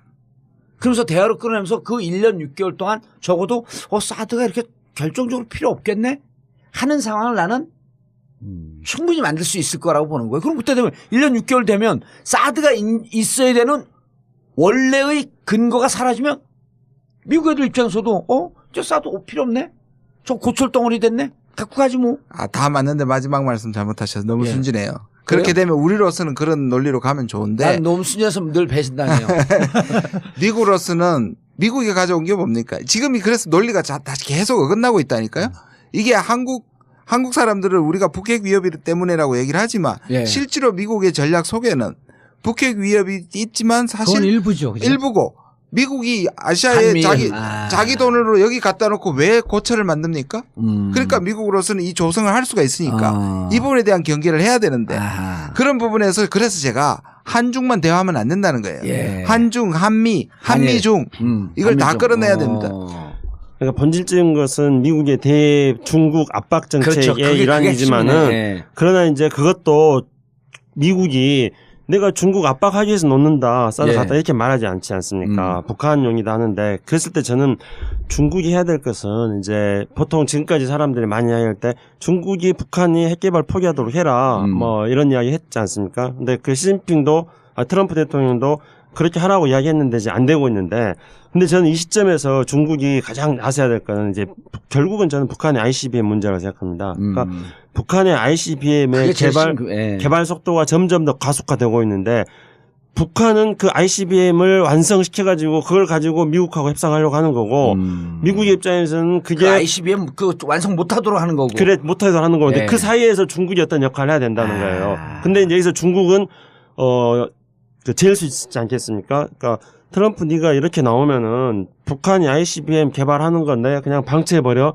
이렇게 중국은 또 협박을 할 수 있는 거죠. 그러네. 반대로 또 협조해 준다고 생각한다면은 북한의 ICBM 개발 속도를 최대한 지연시킨다거나 아니면은 그 사이에서 미국하고 중국 사이에 미국하고 북한 사이에서 뭔가 어떤 조정이 될 수 있는 것들을 중국이 마련해 준달까 이런 게 있을 거라고 생각합니다. 그렇다면은 아마 중국의 입장에서 사드의 어떤 배치의 근거 자체를 무력화시키면서 한반도의 긴장이 급속도로 고조되지 않고 중국의 이익을 가장 많이 취할 수 있는 길은 결국은 북한이 ICBM 개발 속도를 늦춰가지고 마찬가지로 거기서 시간을 벌고 그 시간에서 뭔가 거래가 될 수 있는 조건을 만드는 것 이런 정치적 외교적 능력을 발휘하는 게 저는 중국이 해야 될 일일 거라고 봅니다. 그런데 내가 북한이에요. 북한 입장에서 보면 그렇죠. 이제 자 북한이 최고의 협상 카드는 ICBM을 완성을 시켜서 ICBM의 소형 핵탄두를 탑재해서 미 대륙까지 날아갈 수 있는 이 실험이 완성되면 최고의 협상력 아니에요. 북한 입장에서는 이렇게 저렇게 시간을 밀면서 NG까지 지금 그 3.18 혁명이라고 그러잖아요. 3월 28일인가요? 맞아요? 예, 3월 18일. 3.18 혁명. 엔진이 완성됐다는 것. 이래갖고 북한 입장에서 무조건 ICBM이 완성될 때까지는 오히려 지금 경색 국면으로 가기를 더 원하고 있겠죠. 그렇기 때문에 지금 북한은 틀림없이 이제 이 한미 정상회담에 이후에 이제 앞으로 여러 가지 수순들이 있을 텐데 네. 이거에 대해서 쉽게 우리 지금 문재인 대통령 구상에 대해서 쉽게 동의를 안 해줄 겁니다. 왜냐하면 북한 입장에서는 방금 복무사님 말씀처럼 ICBM 개발해가지고 미국하고 하려고 그러는데 한국 너네들이 왜 갑자기 끼어들어가지고 너네들이 무슨 뭐 주도적 역할을 하겠다는데 너네들이 무슨 뭐 운전석에 서 있다는 너네들 그래 너네들 안 끼어도 돼. 북한은 그렇게 생각할 수 있다는 거예요. 그럼요. 그렇기 때문에 여기서 이제 남북 사이에서 중대한 지금 거리감이 생기고 있다는 겁니다. 그렇기 때문에 그래서 평창 오래는 것도 안 가. 그럼요. 뭘 같이 가. 그러니까 그렇기 때문에 이제 그 평창 이런 식으로 우리가 쭉 프로그램을 만들어 나가기 위해서는 문재인 대통령의 유럽 방문이 중요합니다. 이번에 그렇죠. 그 유럽 방문에 또 우리 김창수 박사가 중요한 역할을 하잖아요. 저는 뭐 왜냐하면 제가 이미 문재인 대통령 유럽 방문에 앞서 가지고 제가 코리아 연구원에서 그 유럽 사전 답사를 다 했습니다. 몇 년간. 그게 아니라 작년에 여행 갔다 왔어요. 작년에 유럽 통합에 대해서 연구를 다 했고요. 우리 여기 전국구에서 모집에 저도 같이 갔잖아. 2년 전에 독일 가서 이렇게 작년에 똑같이 갔어요, 둘이. 독일 가서 평화 구상을 좀 하고 왔는데. 그래서 작년에 갔잖아요. 그리고 여기도 작년에 갔잖아. 올해 또 8월 달에도 갑니다. 이 전국구를 통해서 또 한 번 광고를 하겠습니다. 아니, 8월 달에 또 갑니다. 여기 모집이 안 된 거로 전국구에서 광고해서 했죠. 네. 여기 민변에서 하는데 또 우리 전국구에서 후원했지. 그러면은 전국구가 다 하는 거야 이게. 전국구의 영어가 뭐예요? 전국구 와이드나인.net. 이 쇼핑몰에서 여러분들이 많은 물건을 사주고 쇼핑이 후원이다. 와이드나인.net 쇼핑 후원이다. 대한민국에서 제일 좋은 물건. 가장 싼 가격으로. 깨알 같은 홍보. 제가 이제 8월 달에 우리 코리아 연구원에서 또 독일과 동구로 유럽 통합과 독일 통일의 연수를 갑니다. 그래서 그 광고를 하려고 살짝 끼어들려고 하는데 자기가 먼저 끼어들어서 광고를 해버리시네. 아무튼 우리 코리아 연구원으로 다시 독일 가는데요. 중요한 거는 문재인 대통령이 독일 가서 예. 이제 틀림없이 그 여러 가지 한반도 관련된 것들을 세계로 확산시키는 그런 말씀하실 겁니다. 그럼에도 불구하고 북한은 뭐 속되게 말해서 긴가민가 할 거라는 거예요. 당신들 안 끼워도 되고. 잠깐만. 그러면 잠깐만요. 이제 국민 수준에서 또 질문. 산노라면 산노 원칙을 독일 가서 발표할 것이라는 보도도 있는데 예. 그걸 베를린 독트린 형식으로 발표할 거예요? 예. 아니 제가 볼 때는 그러니까 한겨레 신문에서 말한 거는 독일 가서 산호 원칙을 발표했다는 게 아니고 미국의 CSIS에서 연설한 내용을 정리한 거예요. 산호 원칙을 CSIS에서 했다는 거예요. CSIS에서 연설한 것을 conceptualizing 개념화한 거예요. 그렇죠. 그러니까 이제 CSIS 연설은 굉장히 중요합니다. 왜냐하면 북한이 가장 염려했던 것들에 대해서 답변을 준 거거든요. 그러니까 그거는 예를 들어서 북한에 대한 적대시 정책 없다. 북한에 대해서 체제 전복 위협 없고 군사적 압박 안 하고 체제 전복 안 하고 뭐 조기 통일 안 하겠다 이런 거거든요. 그러면 저는 이건 일단 중요한 메시지라고 생각합니다. 근데 이 중요한 메시지인데 한미 정상회담에서 여러 가지 이슈들이 많이 있어가지고 우리가 우려하는 그런 이슈들이 다 뒤섞이면서 이 메시지들이 북한에게 정확하게 전달이 안 된다는 거예요. 그러면은 저는 대통령이 유럽 가셔가지고 이런 어떤 산호 원칙에다가 그러니까 노 말고 노는 이미 말했으니까 노를 다시 한번 말씀하시고 예스는 뭐냐? 예스 정책 이걸 하겠다. 그렇죠.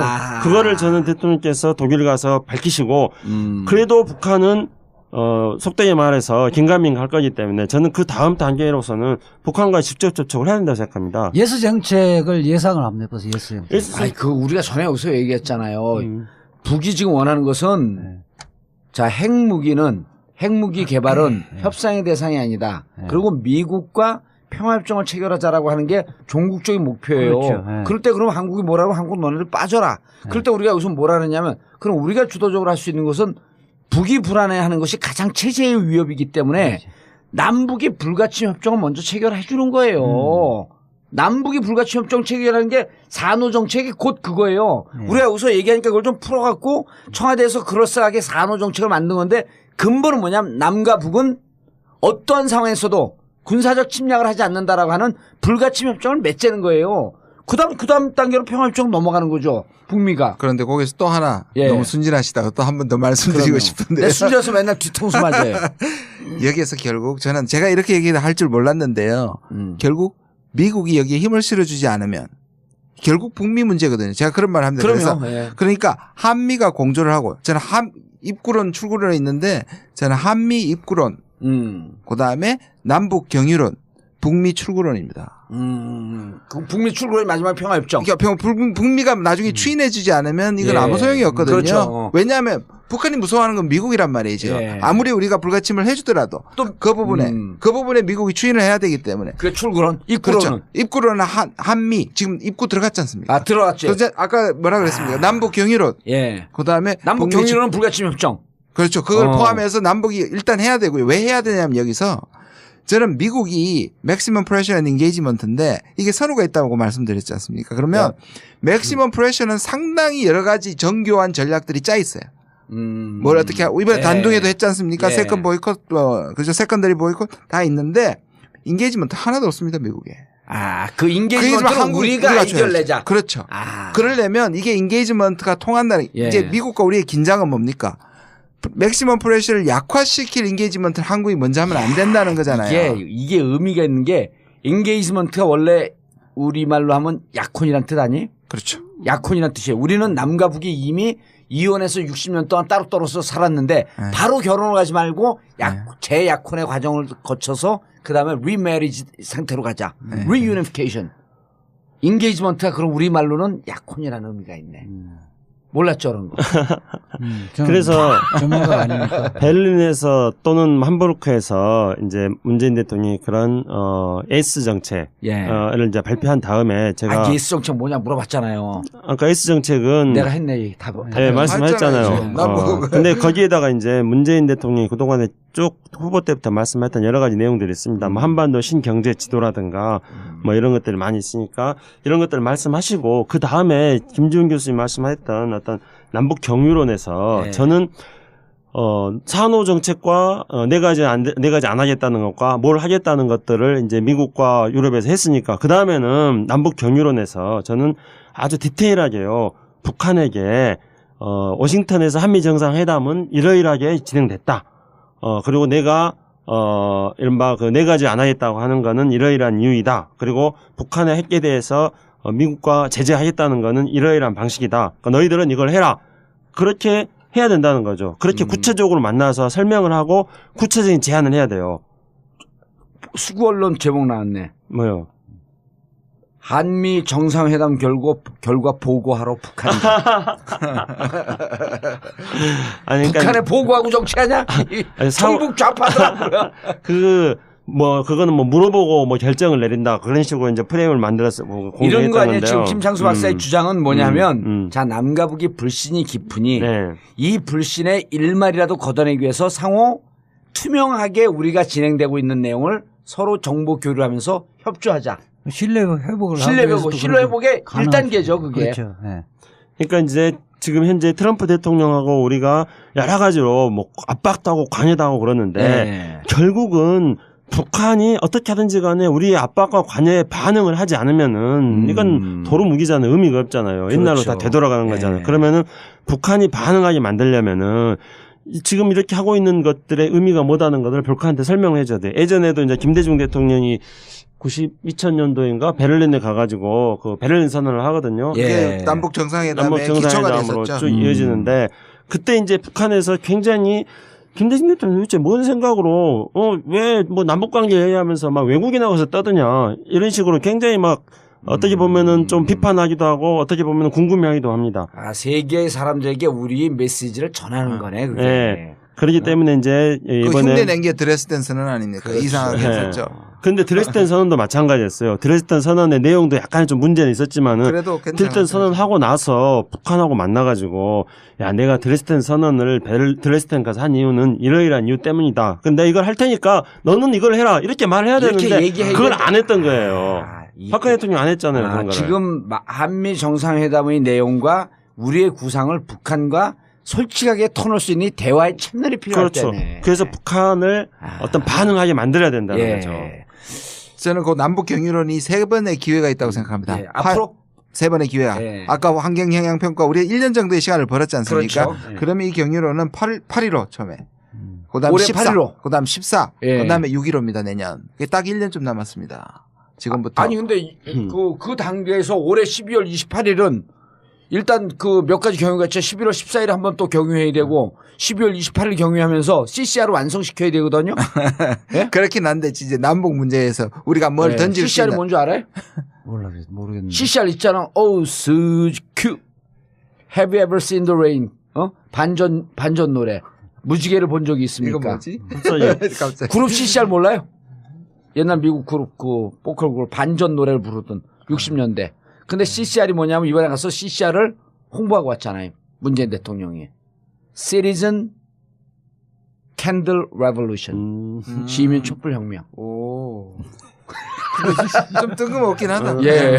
아니 어떻게든 11월 써먹으시려고. 14일은 백남기 어르신 그 쓰러진 지 2주기 되는 날이고 12월 28일은 위안부 협정 2주년 되는 날인데 이때 다 깨버리자 이거예요. 나는. 결국 그 북한 같은 경우는 14 뭐 공동선언, 6.15 예. 공동선언 했지만은 그때뿐 아니었느냐. 그거 결국 그거에 대한 신뢰를 줘야죠 이제. 그러니까 거기서는 다 무시해버리고 그 종이 쪽, 휴지 조각을 만들어버린 게 아니냐. 거기에 대해서 기본적으로 6.15 공동선언과 14 공동선언을 다시 재확인을 하고 그거를 문재인 정부는 실천하겠다는 신뢰를 회복시켜주는 게 일단 예. 중요한 저는 거죠. 원래 오바마가 마지막에 고별사 중에 이걸 얘기했습니다. 미국의 헌법은 위대하다. 그러나 종이 조각이다. 그 종이 조각의 위대성을 붙는 건 국민이다. 우리 했잖아요. 우리 헌법 1조 2조가 바로 우리가 촛불이 거기에다가 힘을 갖게 했잖아요. 예. 그래서 사실 지금 나와 있는 협정에 힘을 발휘하는 건 우리거든요. 아까 말씀하신 실천성이란 말이에요. 네. 그리고 지금 이제 문재인 정부에서 나오는 게 뭐냐면 남북 기본협정이라 그래서 지금까지 나왔던 협정들을 다 모아서 법제화한다는 겁니다. 국회에서 그거 굉장히 통과시켜버려. 중요한 거예요. 무척 중요한 거예요. 이게 지금 제도화한다는 협정 문제가 예. 이게 법률 해석상 국가와 국가 간의 관계도 아니고 특수한 관계잖아요. 그렇기 때문에 국회에서 이게 그냥 동의해도 그것이 법률적 효력이 있는지도 논란이 되는 거고 그래서 법제화해서 예. 우리 대한민국에서도 통과를 시키고 북한에서도 북한에서 국회와 같은 무척 중요한 그래서 일이네. 거기에서 의결을 해버리는 거예요. 아니 그리고 또 우리 그 문재인 정부는요 이명박 박근혜 대통령의 이 정통성을 우리는 부인하지만 그때 남북 관계에서 좋은 표현도 쓴 거 많잖아요. 한반도 신뢰 프로세스. 그 뭐 동북아 평화구상, 뭐 유라시아 인쇄 뭐 말은 좋아요 다. 다 써요. 우리가 갖다가 다 써. 다 쓸 겁니다. 신뢰 프로세스 하자고요.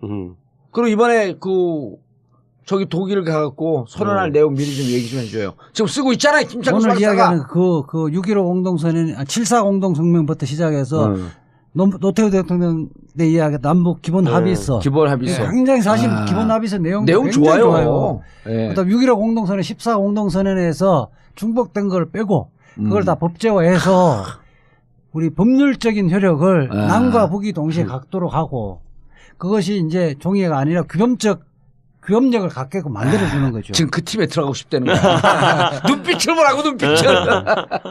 그거는 굉장히 중요한 의미를 가지고. 근데 보면은 두 개는 보수 정부잖아요. 예. 그다음에 두 개, 그 7.4하고 그다음에 남북 기본 합의서는 저기 권위주의 정부, 그렇죠. 보수 정부가 아니고. 뭐 권위주의 정부. 그다음 나머지 둘은 6.15와 14는 우리 진보 정부란 말이에요. 이 두 개를 진보 정부에서는 7.4와 그 남북 기본 합의서를 받아들이겠다 인정하는데 박근혜 대통령이 끝까지 6.15와 14를 인정하지 않았거든요. 근데 지금은 이제 해갖고 실질적으로 7.4 공동성명이 유신 정권을 장기화시키기 위한 하나의 그 낚싯밥이었지만 그 내용 자체는 그렇죠.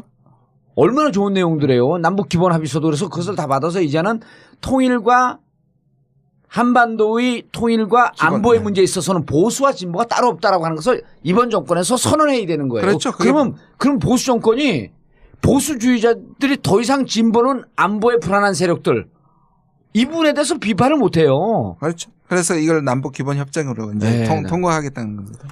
이미 뭐 이번에 한미 정상회담에서도 안보 문제에 대해서 문재인 대통령이 미국하고 확실한 이야기해서 이제 더 이상 미국하고 관계에서 뭐 안보에 문제가 있다 이런 얘기 않지 않습니까? 오히려 미국과 관계에서 안보 문제가 아니라 경제 문제가 지금 한미 FTA를 경제 문제가 지금 문제로 발생하고 있지 않습니까? 알겠습니다. 문재인 대통령의 정상회담과 앞으로의 구상. 문재인의 구상. 오늘 제목 딱 떨어지는데.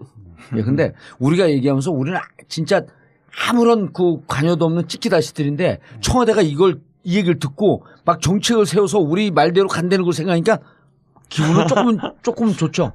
안 좋아요? 아니, 엄청 좋습니다. 그리고 저는 이미 제가 유럽 다 답사한 것을 문재인 대통령이 그 길 따라 가시고 문재인 대통령이 갔다 오시면 또 유럽을 또 갑니다. 8월 달에. 갈 수 있는 힘은 어디에서 시작됐어요? 갈 수 있는 힘은 코리아 연구원에서 갔는데요. 정봉주에서 도와줬습니다. 정봉주의 전국구 마치겠습니다. 감사합니다. 감사합니다. 1, 2, 3, 4.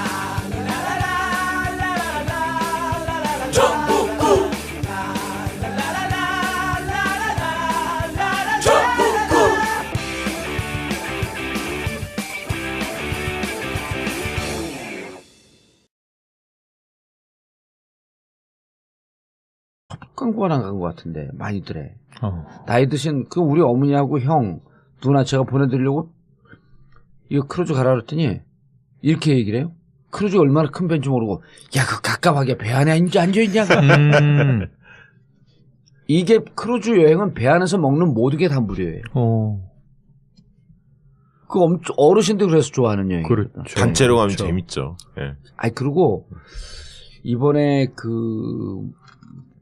뭐냐면 그 공연하는 팀이 공연도 하는군요. 공연하는 팀이 이름이 그러니까 제가 포르테 디 꽈트로.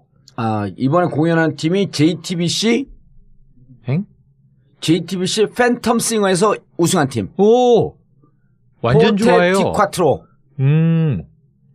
그 친구들 2회 공연합니다. 뮤지컬 스코드를 쫙 불러주겠네요. 너무 멋있겠다. JTBC 팬텀싱어 우승팀. 네. 포르테 디 꽈트로. 4명이에요. 4명이죠. 4명. 원래 4명. 아시죠? 이분들. 알죠. 전 2% 광팬이에요. 제일 핫해요. 문화를 모르니까 그냥 목만 잡고 있네. 핫해. 전 몰라. 어떡해요. 그래서 크루즈 여행 7월 31일서부터 4박 5일 여행입니다. 자, 광고 듣고 아직도 방충망 없는 폴딩 도어를 사용하고 계신가요? 폴딩 도어엔 방충망 설치가 어렵다고 생각하셨다고요? CN월 주름 방충망만 있으면 고민할 필요가 없습니다. 방충뿐만 아니라 사생활보호, 자외선 차단까지. 국내 최초 최대 높이 3m, 너비 10m까지 시공 가능한 CN월 주름 방충망. 폴딩 도어뿐만 아니라 현관, 썬룸 등 원하는 장소에 설치할 수 있습니다. 돌돌 말려 들어가는 자동 방충망이 아닌 원하는 위치까지 열고 닫을 수 있는 수동 방충망이라서 내구성이 좋을 뿐만 아니라 우리 아이들에게도 안전한 CN월 주름 방충망입니다. 더 자세한 내용을 알고 싶으시다면 1661-1142로 전화 주십시오.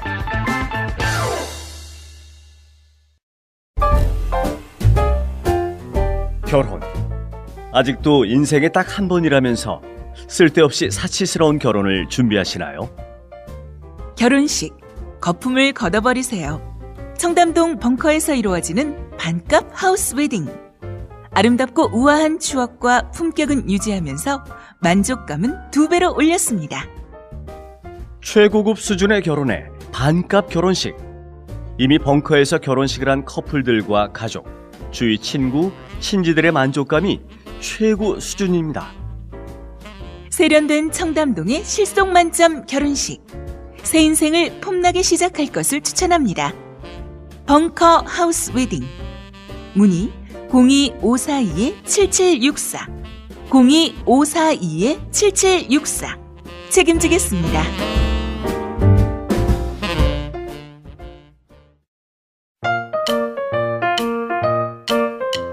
보험 모두 다 가입하고 계시죠? 그런데 잘 계산해 보셨나요? 아마 그렇지 않았을 겁니다. 하지만 따져보세요.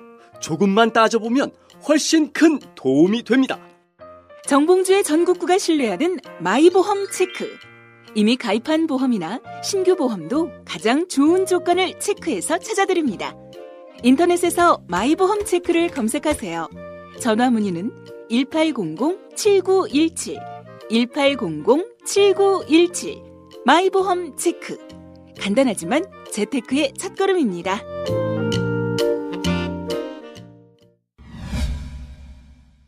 자, 간단하게 이미 지났기 때문에 간단하게만 그 방미 성과를 향후에 그 남북 관계를 중심으로 조금만 정리를 해주시고요. 주도권을 남북 문제에서 주도권을 확보했다. 이거를 늘 정치를 접하는 분들은 쉽게 알지만 이게 어떤 강력한 의미가 있는지. 저 계속 밀고 있는 게 표현이 있습니다. 예, 운전대를 돌려받았다. 운전대를 돌려받았다. 아, 처음 들었어요? 계속 밀고 있는 표현이에요. 아, 예. 왜냐하면 1998년 클린턴이 그때 당시 사실 그때 당시에 미국이 한국을 그렇게 믿지 않았어요. 햇볕 정책의 시작이었고 이게 지금처럼 너무 심한 상대에 대해서 너무 유화적인 정책이라고 굉장히 싫어했는데 가서 클린턴을 설득시켰어요. 그게 98년에. 그러면서 클린턴이 한 말이에요. 한국이 운전석에 앉아라. 우리는 조수석에 앉겠다. 이렇게 얘기를 했습니다. 그런데 저걸 또 다 이명박, 박근혜는 다 9년 동안. 9년 동안 다. 그걸 또 그 디테일하게 정리해 줘야 돼요. 2008년서부터 임기가 시작된 이명박 대통령 1년 동안 운전석에 앉았는데 운전하기 싫어했죠. 네. 그다음 1년 뒤에 운전석 가져온다더니 안 가져왔죠. 가져온다더니 안 가져왔는데 금강산에서 관광객 피살 사건이 나니까 오이사 조치를 선언하면서 아유 이 귀찮은 운전석 이제 넘겨줘야지. 네, 중국이나 해라 미국이나 해라 줘버렸죠. 그리고 줬어요. 주고서 8년 동안 운전석에 우리는 앉지 못하고 조수석에 앉아 있다가 지난해 10월 25일 이후에 국정농단 사건이 세상에 본격적으로 알려질 때부터 우리는 그 차에서 아예 내립니다. 와 역시 뭐 한반도 전문가가 필요 없겠는데. 아니 조수석에 타는 것도 아니고 이제 내려요. 그렇죠. 그래서 그 차는 지들 마음대로 다녀. 우린 저기서 보면서 우리의 운명이 저 차 안에 있는데. 그래서 코리아 패싱이잖아요. 우린 지나가 버려요 차가. 와. 그리고 올해 5월 9일이 되면서 이제는 와신 상담. 저 운. 1, 2, 3, 4. 전국구.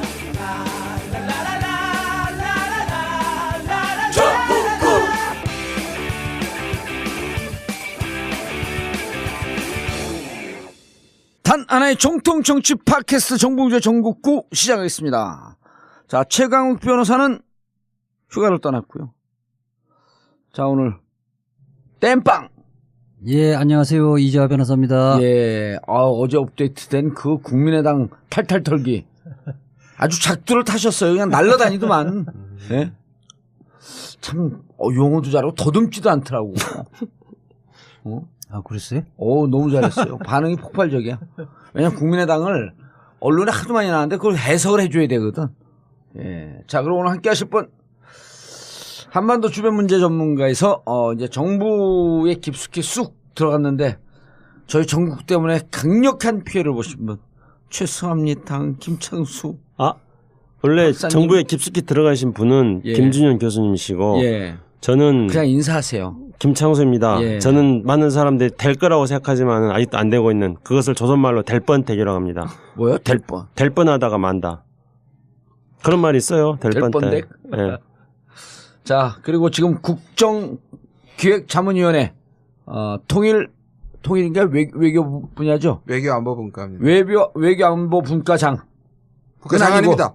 국가장은 아니고 네네. 그냥 그렇게 내용상 분과장으로 우리가 믿고 있는 한동대 김준형 교수 자리하고 계십니다. 네, 안녕하십니까. 저도 땜빵입니다. 예, 왜 누구 땜빵이요? 김기정 교수님 땜빵으로 왔죠. 김 누구요?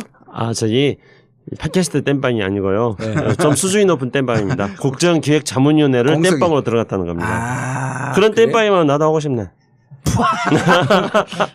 능력이 안 돼서 안 뽑아주는 거지 뭐. 또 못 들어가게 또 한번 터뜨릴까?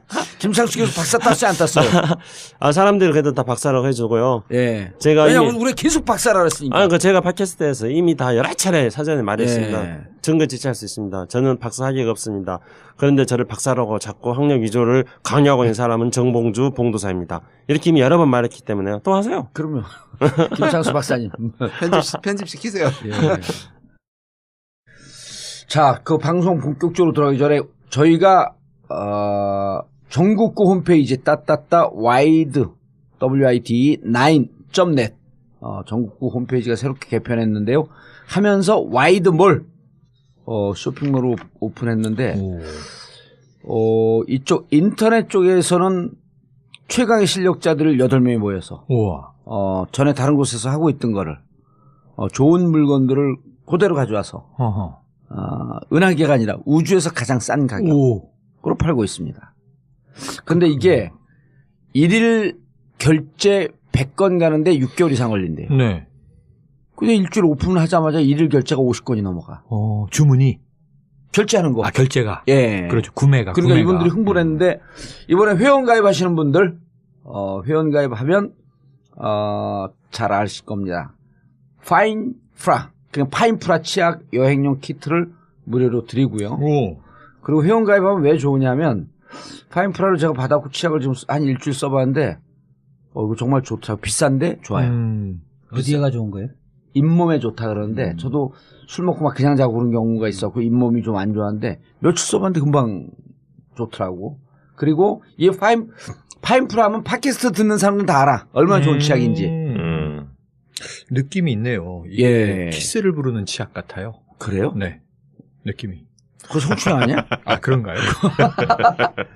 그래서 회원 가입하면 여행용 키트를 배송비도 안 받고 무료로 보내드리고요. 그리고 이제 회원 가입해야지, 회원 가입을 안 해도 가장 싼 가격인데, 가장 싼 가격인데 회원 가입을 하게 되면 5%씩 적립이 되니까 더 쌉니다. 아마 방송 듣는 분들이 아실 거고. 그래서 지금 입점한 물품이 한 100종이 넘어요. 이미 수년 동안 다 검증이 된 겁니다.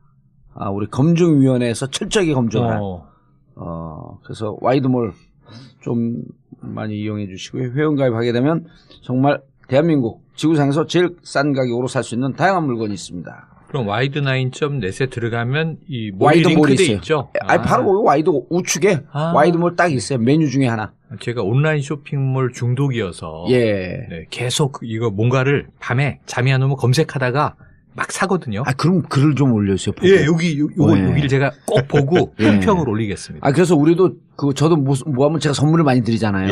예. 치약, 여기 나오는 물건 이런 걸 사갖고 네. 여기서 주기로 했어. 좋아요. 자, 그리고 전국구 애청자 여러분들께 드리는 또 하나의 선물. 7월 31일 날서부터 떠나는 지난번 광고 때하고 좀 틀렸어요. 4박 5일 크루즈 여행이 부산서부터 도쿄까지. 이렇게 3박 4일은 도쿄까지 가고 그리고 1박 2일 도쿄에서 자유여행.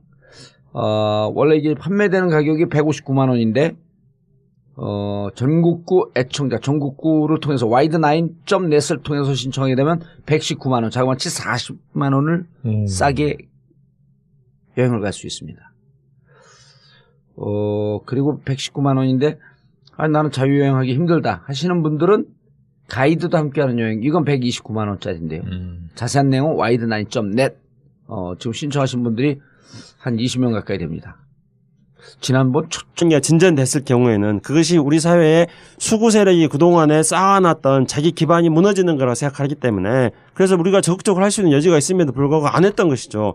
당연히 우리가 하는 일이고 미국이 그것조차도 못하게 한다는 것은 아닙니다. 근데 이제 이번에 우리 대통령이 그 부분에서 명확하게 한 거죠. 이명박 박근혜 정부 때도 언술적으로는 한국이 한반도 문제에 대해서 남북 통일 문제에서 주도적으로 나간다. 이런 거에 대해서 미국이 내놓고 반대하고는 그러지 않습니다. 그래서 이명박 대통령도 무슨 북한 금강산 문제 생기기 전까지 남북관계 해보려고 시도도 하고 비밀 접촉도 하고 박근혜 대통령도 통일이 대박이다 이런 거 하고 그러지 않습니까? 근데 그들의 어떤 실질적인 어떤 진실 어린 실행 의지라든가 이런 것들에 대해서 문제가 있어서 그런 거지 한국이 한반도 문제 평화통일 기반 조성하는데 한국이 주도적으로 한다 이것에 대해서 김창수 박사 이야기하면 이명박 박근혜 대통령이나 문재인 대통령 차이가 없는 거 아니에요? 아니 차이가 없는 게 아니고요. 차이가 뭐냐는 거예요. 그러니까 그 전에 내가 생각할 때는 박근혜 이명박 대통령이 우리가 주도적으로 남북 문제를 해결해 가겠다는 그렇게 말을 한 적도 없고 미국의 입장에 우리는 무조건 따라야 된다는 생각을 갖고 있었는데 문재인 대통령은 자기 플랜을 갖고 이야기를 해서 그럼 좋다. 너네가 해봐라. 해보고 우리는 그 부분을 지지하겠다. 지원하겠다.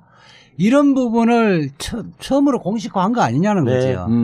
그러니까 한반도 평화 통일에 대해서 평화 통일을 하는데 한국이 주도적 역할을 한다는 것을 미국이 반대해 본 적이 없다는 거죠. 아니 그러니까 박근혜하고 이명박 때는 왜 안 했냐 이거 말씀드렸잖아요. 박근혜하고 이명박 때는 말로는 그렇게 한다 그랬어요.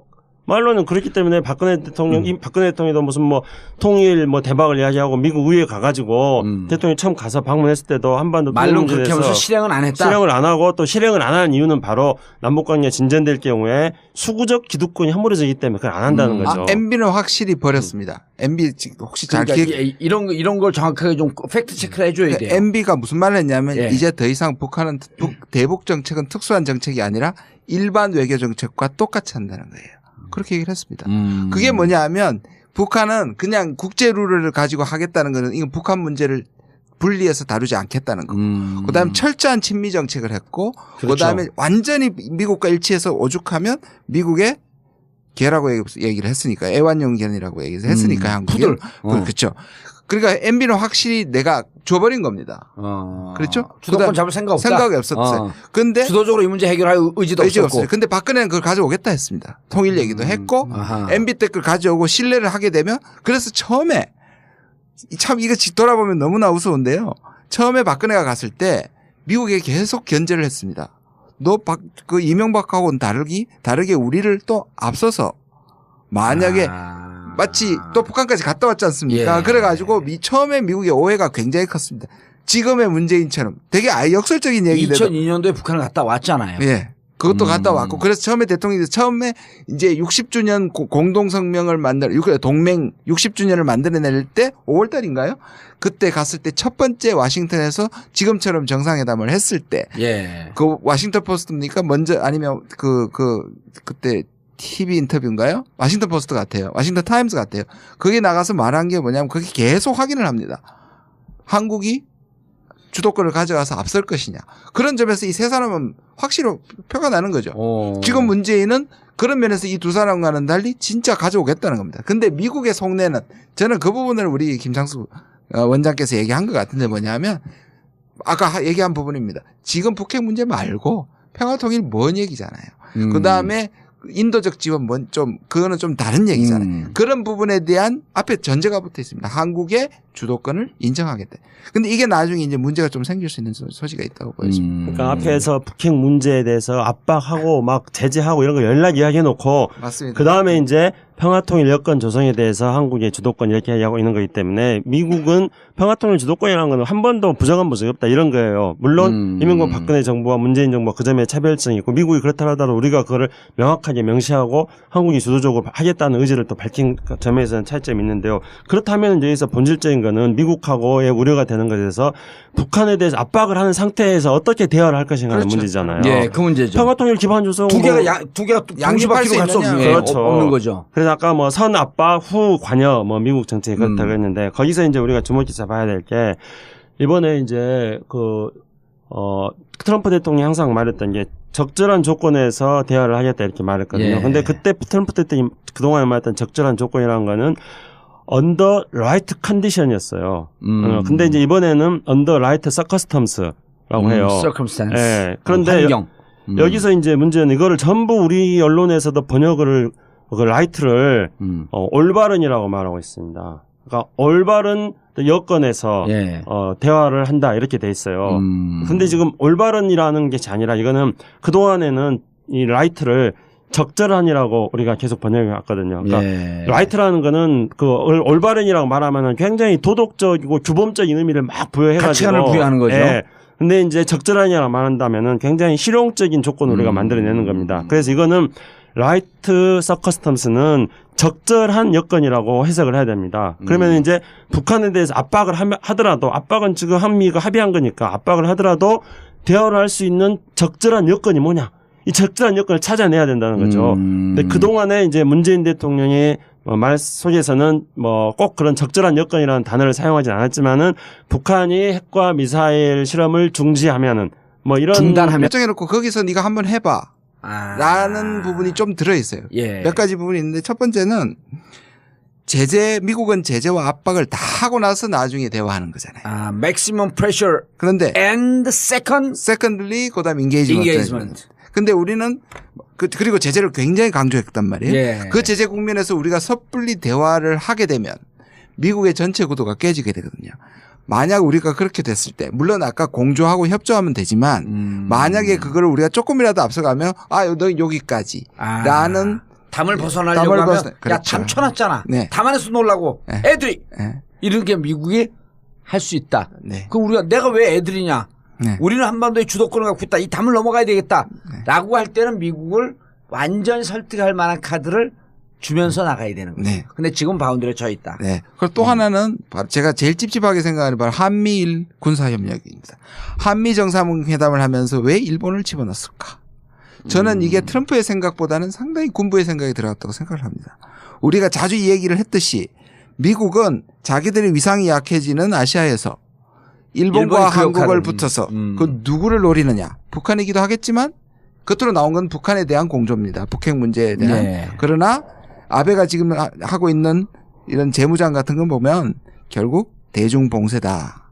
그렇게 되면 과연 지금 사드 문제도 배치 포기 안 한 것이라고 굉장히 많은 사람들을 설득시켰는데 여기에다 한미일 군사협력까지 만약 하게 된다면 저는 문재인 정부한테 미국의 군부가 이런 시그널을 보내는 거라고 생각할 수 있습니다. 뭐냐? 다시 일본하고 사이 나빠지지 마라. 아하. 적어도 대북 문제에 있어서 한미일 사이가 좋아야 된다. 이렇게 얘기하는 거죠. 그동안에 한일 관계가 굉장히 나빠서 미국의 동맹이 구축하는데 굉장히 방해가 됐고 예. 그것이 위안부 협상으로 갔지 않습니까? 그렇죠. 그런 데 대한 뭔가의 그 주춧돌이라 그럴까요? 경계선이라 그럴까요? 그런 것들 미국이 상당히 뒀다. 또 하나 걱정, 세 번째 걱정이 이제 마지막인데요. 바로 시진핑한테 한 두세 달 줬었지 않습니까? 뭐라 그랬냐면 중국이 해라. 북한 문제 더 압박하고. 근데 못하면 내가 나선다. 근데 이게 혹시 한국 정부에게 이렇게 주고 나서 아주 길게 참지 않고 해반에 안 되지? 그러면 내가 들어간다. 이렇게 나올까봐 좀 우려되는 부분이 있긴 합니다. 저는 궁금한 게 네. 예, 지금까지 9년 동안 이 남북 문제의 주도권을 그 대한민국 대통령이 주지 않았잖아요. 예. 이번에 뭐 지금 그 미국에 가서 쉽게 그렇게 내놓았을 것 같지는 않거든요. 그냥 뭐 쉽게 내놓을 문제가 아니잖아요. 지금까지 쭉 그 미국에서 한반도의 전략이라는 게 그렇지 않았었는데 예. 쉽게 내놓은 말하면 주도권을 인정한 이유가 뭐라고 생각해요? 근데 이게 좀 정확하게 성명도 분석하고 그래야지 저는 우리 이재화 변호사님 말씀에 답변을 드릴 수 있으려고 봅니다. 우선은 그럼 본인은 성명서 정확히 분석했다는 거예요? 은연중에 제가 자기 깔때기를 슬쩍 깔았는데 역시 눈치 빠른 깔때기 대가들은 또 금방 눈치를 챕니다. 그런데 이제 다른 사람도 분석이 안 되고 자기는 됐다는 거예요. 제가 그래서 열심히 했는데 주도권을 주는 건 어떤 거냐면은 한반도 평화 통일 기반 조성에 대해서 한국이 주도적 역할을 한다 이렇게 되어 있습니다. 근데 이거는 그냥 뭐라고 할 수 있냐면은 역대 미국 정부가 늘 그랬어요. 한반도 평화 통일에 대해서 한국 정부가 주도권을 가진다 이 말에 대해서 부정하지를 않았습니다. 역대 미국 정부가. 그래서 그런 이제 이게 고도의 정치인 거죠. 그래서 그런 어떤 언술적으로 대통령 공동 성명으로부터 그런 말을 얻어낸 것을 가지고 이제 우리는 정치적으로 우리의 주도권을 어떻게 하면 현실 가능하게 찾아 나갈 것인가 이런 것들에 대해서 고민을 해야 되고요. 그리고 이제 이번에 중요한 거는 한반도 평화 통일의 조성 문제 기반 조성이라는 것은 그냥 남북 관계 이런 것뿐만이 아니라 북한 핵 문제와 미사일 문제까지가 다 포함되어 있는 문제입니다. 그런데 북한 핵 문제에 대해서는 한국이 주도권을 가져라 이렇게 해본 적이 없어요. 근데 지금 그동안에 언론에서 마치 북한 핵 문제까지도 한국이 주도권을 가진다 이렇게 지금 해석을 하고 있습니다만은 북한 핵 문제는 기본적으로 미국의 기본 정책인 북한에 대한 압박을 지금 강화하고 국제사회와 제재를 하는데 한국도 참여한다는 겁니다. 그러면 여기서 이제 가장 주목해서 봐야 될 거는 이런 조건 하에서도 김정은 교수님께서 말씀하셨던 바로 이런 게 이제 한미 간에 앞으로 불일치가 나타날 수 있는 첫 번째 그 걱정사항, 우려사항인데요. 가기 전에 네. 지금까지 그 남북 평화통일 환경 조성에 한국이 주도권 역할을 하겠다는 이야기는 그전 정부에서 나오지 않았잖아요. 그것이 대한민국의 대통령이 그러한 주장을 우리가 주도적으로 풀어보겠다고 주장을 하지 않아서 그런 건지 주장을 했음에도 불구하고 안 준 건지 미국에서 주지 않았던 것을 이번에 좀 쟁취해온 의미가 있는 건지. 이제 1990년부터 미국의 이제 동북아 정책이 바뀌면서 그때 미국이 이야기했던 거는 한국 문제는 한국이 그리고 미국은 어떤 보조적 역할. 미국은 지금도 그렇게 생각하고 있습니다. 물론 이제 지금 현재 북한 핵과 미사일 문제가 커지기 때문에 북한 핵과 미사일 문제가 미국의 최우선 문제가 되어버렸어요. 그래서 한국 문제, 한반도 문제에 대한 주도권을 미국이 계속 가지고 싶어하는 거죠. 북한 핵과 미사일 문제 해결하기 위해서. 그러나 그걸 제외한 나머지 문제는 한국이 당사자이고 한국이 주도권을 행사하는 건데, 그러나 이제 우리 사회 내부에서 마치 남북 간에 뭘 해 나가면은 김대중 대통령, 노무현 대통령 그렇게 나가면은 그것이 한미동맹을 깨는 거라고 등식으로 연결해서 생각하거나, 또는 남북 간 운전석을 돌려받기 위해서 51일 동안 준비하고 있다가 이번에 가서 돌려받았다. 운전석을 돌려받았다. 이제 나라다운 나라가 되는 거죠. 이 운전석이 왜 이제 왔냐, 이제 와. 아재개 그 금지법 언제 발동됩니까? 이제 왔냐, 이제 와. 문정인 교수님, 그 왜 특보 때문에 논란이 있었지 않습니까? 그때 밑에 댓글에 제일 많이 나왔던 표현이 그거였습니다. 이때까지 이게 나라냐 할 때 이게 나라다 했잖아요. 그때 이게 외교냐? 이게 외교다. 사실 그게 이제 이번에 외교를 되찾은 거죠. 문정인 교수가 잘했잖아요. 그러니까요. 이번에 대통령이 가서 이걸 추인해주고, 추인했다 그러면 안 되나? 확인 사살? 꼭 확인 사살은 아니죠. 자, 대통령이 이제 그러면 남북 문제에 있어서 미국은 적어도 대한민국이 주도하는 것에 따라오는 이거 합의가 된 거죠. 근데 가이드라인인데 거기에 대해서는 좀 더 아니 그런데 우리가 일방적으로 하겠다는 게 아니고 그렇지. 할 때마다 협의를 하면서 조율을 해나가는 거 아니에요, 미국하고. 맞습니다. 한미 동맹에 근거한 것이기 때문에. 네, 맞습니다. 우리가 운전석 돌려받았다고 했고 옆에 조수석 앉은 사람은 야, 너 안전벨트만 메고 앉아있어. 내가 마음대로 운전할게. 이건 아니잖아요. 그렇죠. 왼쪽으로 갈까 오른쪽으로 갈까 직진할까 쓸까 속력을 어느 정도 낼까 조수석에 앉은 사람과 공동 운명체이기 때문에 협의를 해야죠. 주로 그럽니까 근데? 조수석 앉은 사람한테요? 자라 그러죠 그냥. 그러니까. 내 마음대로 갈 옆에서 하면 되게 싫어하잖아요. 그러면 발로 옆에서 뭐라 그러면 방법이 있어요. 가다 급브레이크 팍 밟아버리고 콧바치라고. 저는 촛불혁명에 의해서 태어난 문재인 정부가 이것을 대외적으로 확장시켜서 외교 리더십이 무엇인가를 보여준 한미 정상회담이었다 이렇게 생각합니다. 그러면은 그거를 제가 나름대로 정리해 보면은 일단은 문재인식 그 외교 리더십은 세 가지로 요약할 수 있다고 생각합니다. 그래서 첫 번째는 그 까다로운 상대라고 할 수 있는 스스로 또 협상의 달인이라고 하는 트럼프 대통령을 상대로 해서 우리 지난번에 한미 정상회담 예측할 때 김준영 교수님의 말씀을 문재인 대통령이 잘 들으신 모양입니다. 그래서 트럼프 띄워주기, 트럼프 칭찬하기 이렇게 해가지고 그 얘기를 계속했죠. 칭찬해라. 그래서 이번에 이제 사실상 립 서비스를 굉장히 많이 해주셨습니다. 그래서 공동 성명 발표문도 보면은 과거 정부가 했던 그런 어떤 워딩들을 또 크게 바꾸지 않고 그대로 써가면서 트럼프 대통령을 안심시키고 또 더 나아가서 트럼프 대통령이 북핵 문제를 해결하면은 위대한 대통령이 될 거라고 우리 김준현 교수님 했던 워딩을 그대로 빌려가면서 트럼프 대통령 띄워주기 칭찬하기를 했습니다. 이번에 메시지 팀 합류했었나요? 아니 메시지 팀이 이 방송을 들은 것 같아요. 그래서 칭찬은 고래도 춤추게 하는데 칭찬은 트럼프도 기분 좋게 만든다.